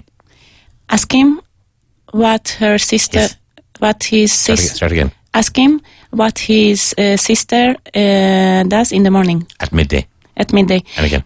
Ask him what her sister. Ask him what his sister does at midday. One more time. Ask him what his sister does at midday. What does your sister do What does your sister do at midday? Very good. She works in a bank. Now tell her to ask me what she does there. Ask him what she does there. Again. Ask him what she does there. Ask him what she does there. What does she do there? What does she want to know? She wants to know what she does there. Very good. She's the official decorator. Now tell him to ask me what my sister does in the afternoons. Ask him what his sister does in the afternoons. What does your sister do? What does your sister do in the afternoons? What does he want to know? He wants to know what. What? He wants to know what your sister does in the afternoons. Very good. She decorates offices, restaurants, and houses. Now tell her to ask me if she likes to decorate offices. Ask him if she likes to decorate offices. Does she like to decorate offices? Very good. What does she want to know? She wants to know if she likes to decorate offices. Very good. No, she doesn't. Now tell her to ask me why. Why doesn't she like to decorate offices? What does he want to know? He wants to know why. Why? He wants to know why she doesn't like to decorate offices. Very good. She doesn't like to decorate offices because it's too boring and functional. Now tell him to ask me if she likes to decorate restaurants. Ask him if she likes to decorate restaurants. Does she like to decorate restaurants? What does he want to know? He wants to know if she likes decorate restaurants. 2.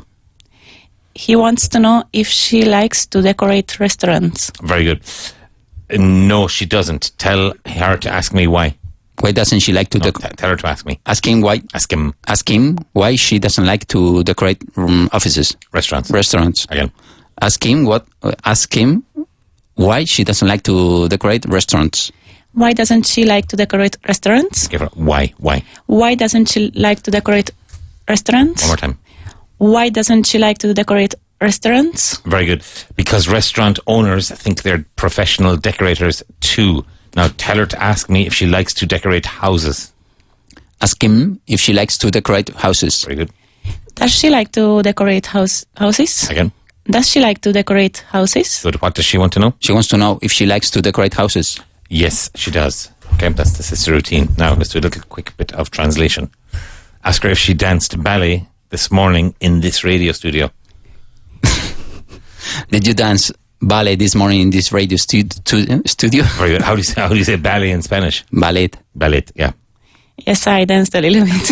Okay, ask her what music she danced to. What music did you... What music did you dance to? I danced to Swan Lake. How do you say Swan Lake in Spanish? El Lago de los Cisnes. Very good. Ask her who the musician was. Who was the musician? The musician was Richar Vaughan. Yeah. So in the break here we had a short bit of ballet dancing. Ask her if she teaches ballet now. Are you teaching? Well, no, do you teach ballet now? No, I'm not teaching ballet now. No, I don't. No, I don't. Very good. Ask her when she last taught ballet. When did you last teach ballet? I last taught ballet 2 years ago. 2 years ago. Okay, very good. Ask her if she could teach us to dance ballet. Can you teach us Could you teach us to dance ballet? Yes, I can, if you want, if you wish. Now, if I say to you that I have 2 left feet, what does that mean? Yeah, that you are... Clumsy. yeah. So I'm not sure. Maybe you could teach me, but it might be a challenge. Okay, let's do a quick bit of vocabulary here. All right. 1 second, we're on the wrong list here. Sorry. Okay. Ya he comido. I've already eaten. Has comido, yeah? Have you already eaten? Okay, or use a question with yet. Have you? Have you already eaten yet? You know, take it. So one or the other, but not both. Have you eaten yet? Very good again. Have you eaten yet? Very good. Estoy aquí. I'm here. Very good. Llevo aquí una hora. I've been waiting here. I've been here for 1 hour. Okay, and say for an hour. I've been here for an hour. Estoy aprendiendo inglés. I'm learning English. Very good. Estoy aprendiendo inglés desde hace 3 meses. I've been learning English for 3 months. Very good. Tengo el pelo canoso. I have gray hair. Say it again. I have gray hair. Very good. Very good. Ask me if I'm getting gray hairs. Are you getting gray hairs? Yes, I am. Ask me if I will have completely grey hair in 10 years. Will you have completely grey hair in 10 years? Probably. Ask me when I started getting grey hairs. When did you start? Ask me when I started getting grey hair. When did you start getting grey hair? About 3 years ago. Ask me if people used to ask me if I dyed my hair. Did you dye your hair? No. Ask me if people used to ask me. Sorry? Ask me if people used to ask me. Okay. Did people used to ask you if you dye your hair? If you dyed your hair. If you dyed your hair. How do you say to dye your hair in Spanish? Teñirse el pelo. Yeah, they used to. Yeah. And when I said no, they wouldn't believe me. So, le conozco. I know him. Very good. Tengo el pelo canoso desde hace muchos años. I've had grey hair for many years. Say it again. I've had dyed hair. No. Tengo el... grey hair, sorry. Yes, yeah. I've had grey hair for many years. Very good. Now, there's 2 ways of spelling grey. What are they? With A and with E. Yeah, and which is which? I don't know. So, American is G-R-A-Y, okay. and British is G-R-E-Y. Okay. Le conozco desde hace un mes. I've been knowing... I know him. I've known him for 1 month. Good, again, for a month. For a month. Again. I've known him for a month. Very good. Están intentando matarme. They're trying to kill me. Very good. Llevan varios años intentando matarme. They've been trying to kill me for many years. Okay. And another way of saying varios? Several. Very good. Lo llevo haciendo desde hace algún tiempo. I've been doing it for a long time. Okay, or for some time. For some time. Again. I've been doing it for some time. Llevan aquí unos días. They've been here many years, for some days. Okay, unos días. For some isn't wrong, but there's a better way of saying it. For several? A couple of days? For a few days. For a few days. Yeah. Again, Olivia? They've been here for a few days. For a few days. They've been here for a few days. Very good. Say it again.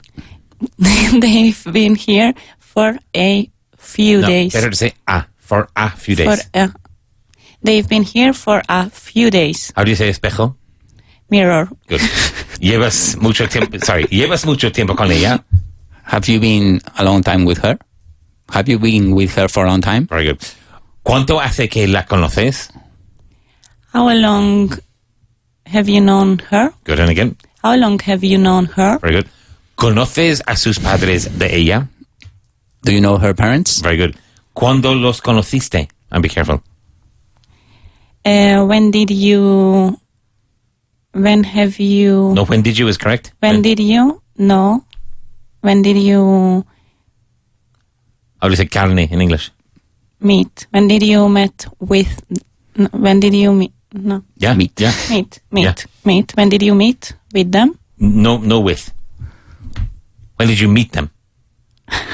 When did you meet them? Again. When did you meet them? Very good. ¿Te llevas bien con ellos? Do you get along well with them? Very good. Me llevo bien con todo el mundo. I get along with everybody. Very good. ¿Dónde has estado? Where have you been? Very good. Ask him if he ever asks his children where they have been. Do you? Do you usually ask? No, do you ever ask? Do you ever ask your children where they've been? Very good. Now be careful of the where. Where they've been? Very good. Yes, I do. And ask him if they answer him. Do they answer you? Answer you. Do they answer you? Answer. Do they answer you? Good. Sometimes they answer and sometimes they don't. Okay, very good. Ask him if his parents used to ask him the same question. Did your parents used to ask you the same question?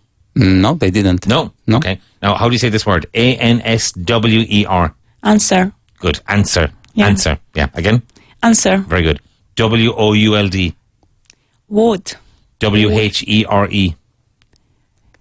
Again? So, W-H-E-R-E. which? No. W-H-E-R-E. E? Where? Yes. No. W-H-I-C-H. Which? W-H-A-T. What? M-I-R-R-O-R. Mirror. W-O-U-L-D. Would. Very good. Okay. So, ¿dónde has estado? Where have you been? Very good. Te dije que no me gritaras. I told you not to shout at me. Very good. Ask him if he ever shouts at his dog. Have you? No, if he ever. Do you ever? Do you ever shout at your dog? Yes, I do. Ask him how often he shouts at his dog. How often do you shout at your dog? Every day. Okay, ask him if the dog pays attention. Does your dog pay attention? No, it doesn't. No, he doesn't, no? It's a she, right? Yes, it's a female. Okay, well, ask him what the dog's name is. I've asked what's the dog's name? What's the dog name? The dog's name. What's the dog name? The dog's. What's the dog's That's name? a genitive, yeah. What's the dog's name? The dog's name is Sally. Sally, okay. ¿Por qué no lo has leído? Why haven't you read it? Very good. ¿Tengo que darte razones para todo? Do I have to give you reasons for everything? Very good. Okay, let's do a quick bit of vocabulary. Pronounce V-O-C-A-B-U-L-A-R-Y.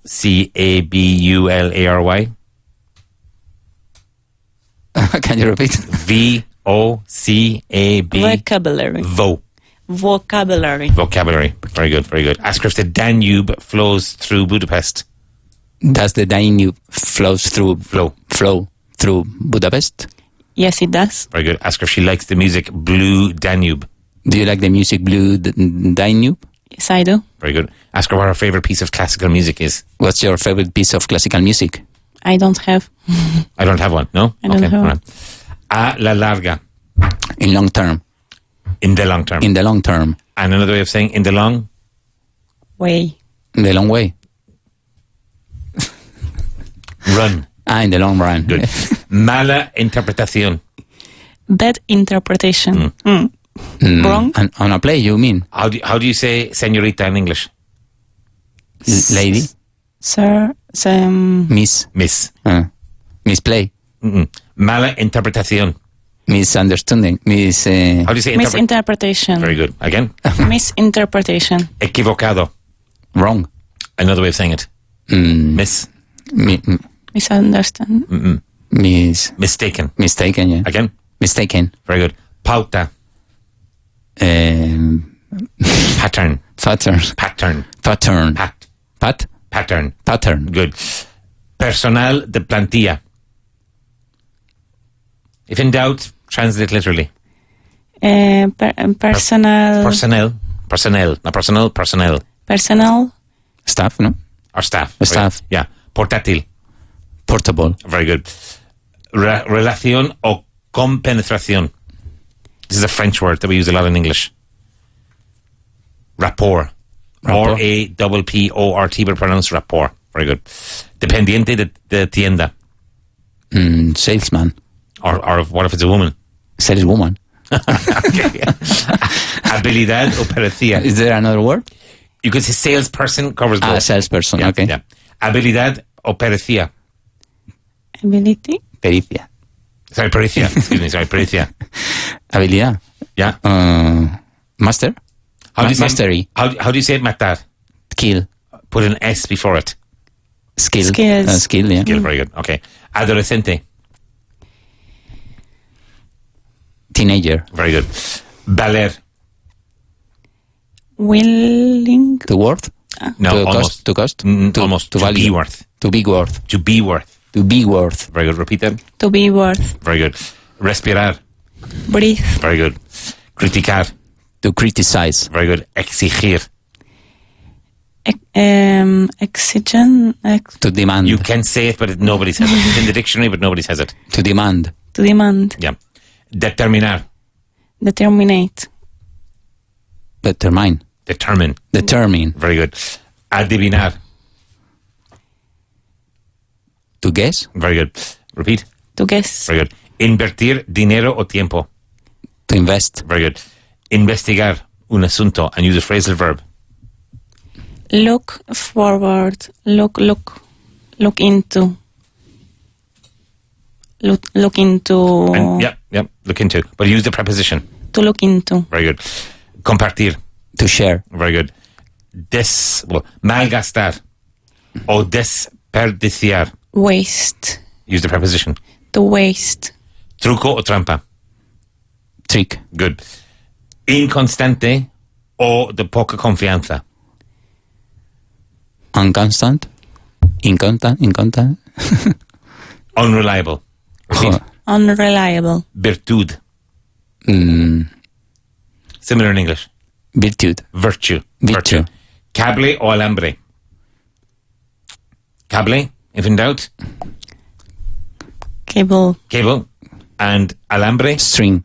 Wire. Wire. Better. Let's do that again. Oof. A la larga. In long term. In the long term. Good. In the long run. Very good, very good. Mala interpretación. Mistaken. No. Miss. How do you say interpretación? Misinterpretation. Good, again. Misinterpretation. Misinterpretation. Very good. Equivocado. Mistaken. Very good. Pauta. Set the... Pattern. Pattern. Personal. The plantilla. Personal. Very good. Or? Staff. Very good. Portátil. Portable. Very good. Relación o compenetración. I don't remember. Rapport. Repeat it. Say it 3 times. Rapport. Rapport. Very good. Dependiente de tienda. Sales personnel. Right. Salesperson. Again. Salesperson. Very good. Habilidad o pericia.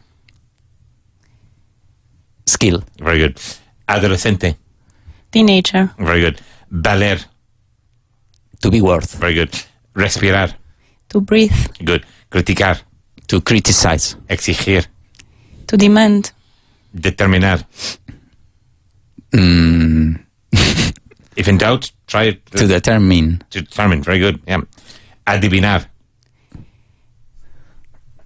To guess. Good. Invertir dinero o tiempo. To invest. Very good. Investigar. To investigate. Well, and use a phrasal verb. To look into. Very good. Compartir. To share. Good. Malgastar. To waste. Truco o trampa. Trick. Inconstante. Inconstant. Like a car, for example. How do you say fiable? Reliable. How do you say poco fiable? Unreliable. Unreliable. Unreliable. Unreliable. Unreliable. Again. Unreliable. Unreliable. Ask her if she's a reliable person. Is she ask her. Are you a reliable person? Ask again. Are you a reliable person? Yes, I am. Very good. Ask him if he's a reliable person. Are you a reliable person? Again. Are you a reliable person? Very good. Yes, I am. Very good. Virtud. Virtud. Virtue. Virtue. Virtue. Virtue. Very good. Cable o alambre? Cable? Cable. Alambre? Wire. Very good. Say it again. Wire. Very good. Let's do a question mix from English or club. All right. So, can you put a tall tree in a house? No, I can't. Can you? No, when I say you, I mean in general. Okay, no, you can't. Very good. Why not? Because it's too big. Very good. Ask me where I was a month ago. Where have you been a month? Ask me where I was a month ago. Where did you? Where did you? Where were you a month ago? Where were you a month ago? I was here. How many Steven Spielberg films have you watched? Many of them. I don't know. So a full sentence. I've watched many Steven Spielberg's films. No, Steven Spielberg films. It's no sex and genitive in this case. I know. Okay. Yeah. I have seen. I've watched many Steven Spielberg films. Good. Are you trying to work faster? No, I'm not trying to work faster. Ask her why she's not trying to work faster. Why aren't you trying to work faster? Because I'm lazy. Okay. Do you know anybody who drinks occasionally? Yes, I do. Okay. Okay, very good. When is St. Patrick's Day? St. Patrick's Saint. No. Saint. Yeah, Saint. St. Patrick's Day is on October. Oh my God. The 25th? No. Ask me. When is St. Patrick's Day? December. Yeah, Spanish people say Saint. When is St. Patrick's Day? It's on the 17th of March. Okay. Yeah. Oh, it's very close. Do you play football as well as Sergio Ramos? No, I don't. Very good. Will there be a crime show on TV tomorrow? No, there won't. Very good. Is chess easy or difficult for you? It's easy for me. Very good. Ask him if he plays chess. Do you play chess? No, I don't. Okay, ask him if he's ever played chess. Have you ever played chess? Yes, I have. Very good. Ask her if she plays chess. Do you play chess? No, I don't. Ask her if she used to play chess when she was a child. Did you used to play chess when you were a child? Yes, I used to play chess when I was a child.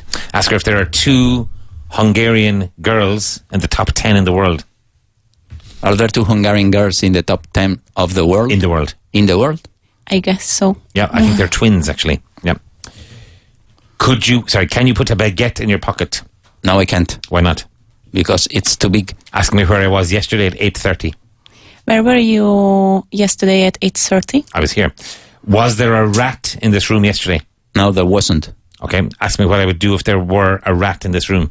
What would you have done? What would you do? What would you do if there were a rat in this room? I would run away. Are you trying to keep your wardrobe tidy? Yes, I try to keep I am. Yes, I am. Okay. Do you know anybody who has a crocodile as a pet? No, I don't. Very good. What comes before May and after March? April comes before May and after March. Very good. How often do you eat pineapple? Hardly ever. Very good. Ask him how often he eats apples. How often do you eat apples? Hardly ever I eat apples. I hardly ever eat apples. Ask him if it's true that an apple a day keeps the doctor away. Is it true? Is it true that an apple a day keeps the doctor away? I don't know. Okay, do you know that expression? No. No, in English we say it. An apple a day keeps the doctor away. Yeah. Okay. Can you chop vegetables with your eyes closed? No, I can't. Very good. Ask her how often she cooks. How often do you cook? 2 times per week. Twice a week. Twice a week. Very good. Ask her if she makes Hungarian goulash. Do you make Hungarian goulash? No, I don't. Okay, very good. Ask her what she makes. What do you make? Mexican food. Mexican food, all right. Is economics easier for you? What? Is economics easy or difficult Economics? For you? Yeah. What's economics? Economics? Yeah. So is it easy or difficult for you? Economics, it's easy for me. Careful, you're doubling the subject. Economics is Economics is easy for me. Again? economics is easy for me. Very good. Stay with us, folks, and we'll have a special guest just after the break, and we'll be back with you in 4 minutes.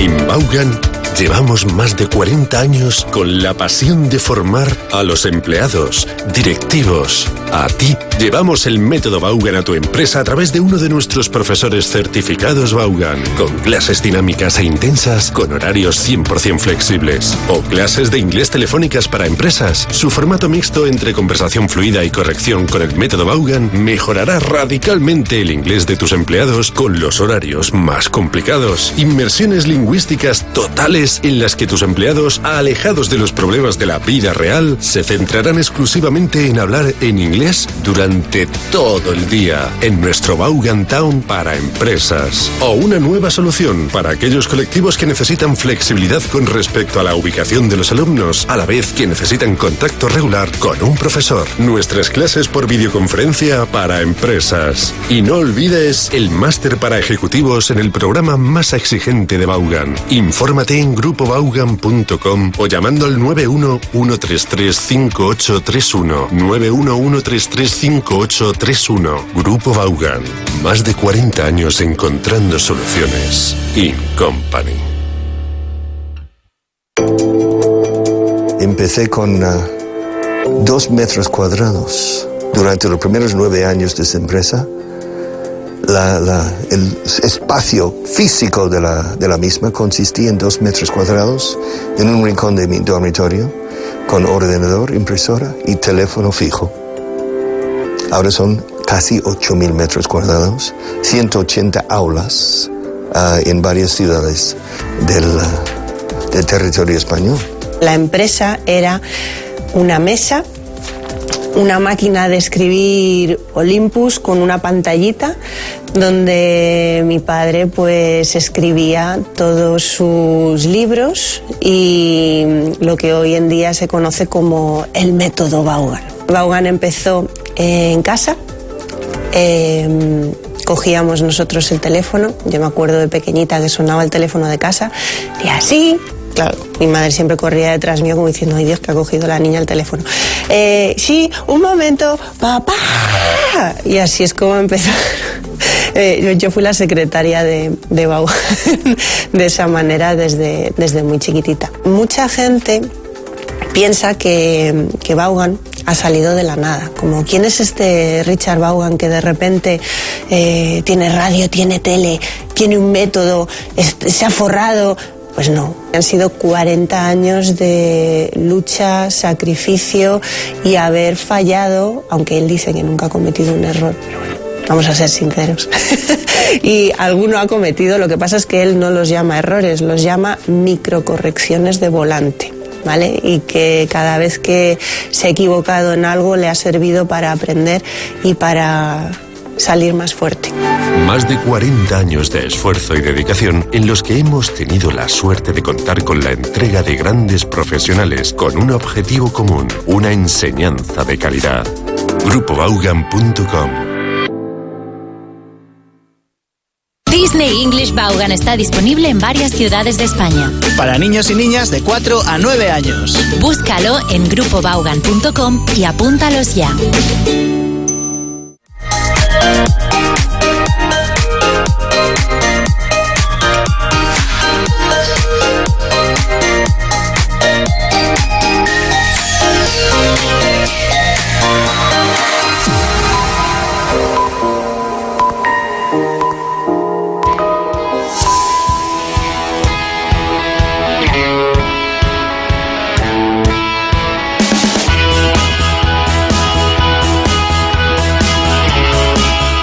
Morning, welcome back to the program. Now we have a special guest here. Ask him what his name is. What's your name? My name is Alex. Ask him where he's from. Where are you from? Now speak into the microphone. Where are you from? Careful. Where are you from? I'm from West Wales. Okay. Southwest Wales. Southwest Wales. And ask him what he does here. What do you do here? So I work in the department which manages the programs abroad. Okay, ask him if he used to be a teacher.